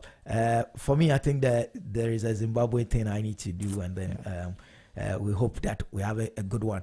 Listeners, you can still send us your thoughts on 0544 321019, and the line is 0303 956641. You can also send us your messages on all our platforms, on Instagram, On Facebook, on X, it is at ZFMGH. And then it's at Z Multimedia on both TikTok and YouTube. The website is zmultimedia.com.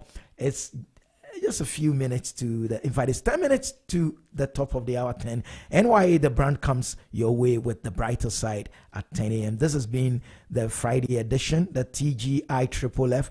Thank God it's finally Friday edition of the Zed in the Morning show. It's your show that has been bringing you the best in education and information and in good music, not in entertainment, but in good music. It's your lifestyle, leisure, and business radio right here. LLB, Lifestyle, Leisure, and Business Radio. Z 101.9 FM. We come your way next week, people, with another show. God willing. This is the House of Zion. Definitely, he will bring us back. He will watch our going out and our coming in. See you again on Monday, people. Have a great weekend. In the heart of Accra, nestled in the vibrant neighborhood of East Legon and New Beacon, a 360 multimedia firm has emerged. Introducing Zed Multimedia. With a steadfast focus on lifestyle, leisure, and business, we set out to bring high-value oriented programs that captivate the taste and desires of our audience. From the captivating airwaves of Z 101.9 FM to the dynamic visuals of Z TV and the innovative realms of Z Digital and the incubation of advanced technological knowledge at Z Tech, every facet of modern media is meticulously curated to engage and inspire. Also, let's not forget the New Finder newspaper, now under the Z Multimedia umbrella, delivering insightful journalism with a business focus. Join us on the journey where innovation meets inspiration, where lifestyle meets leisure, and where business thrives. Change is here. Z Multimedia, your lifestyle, leisure, and business platform.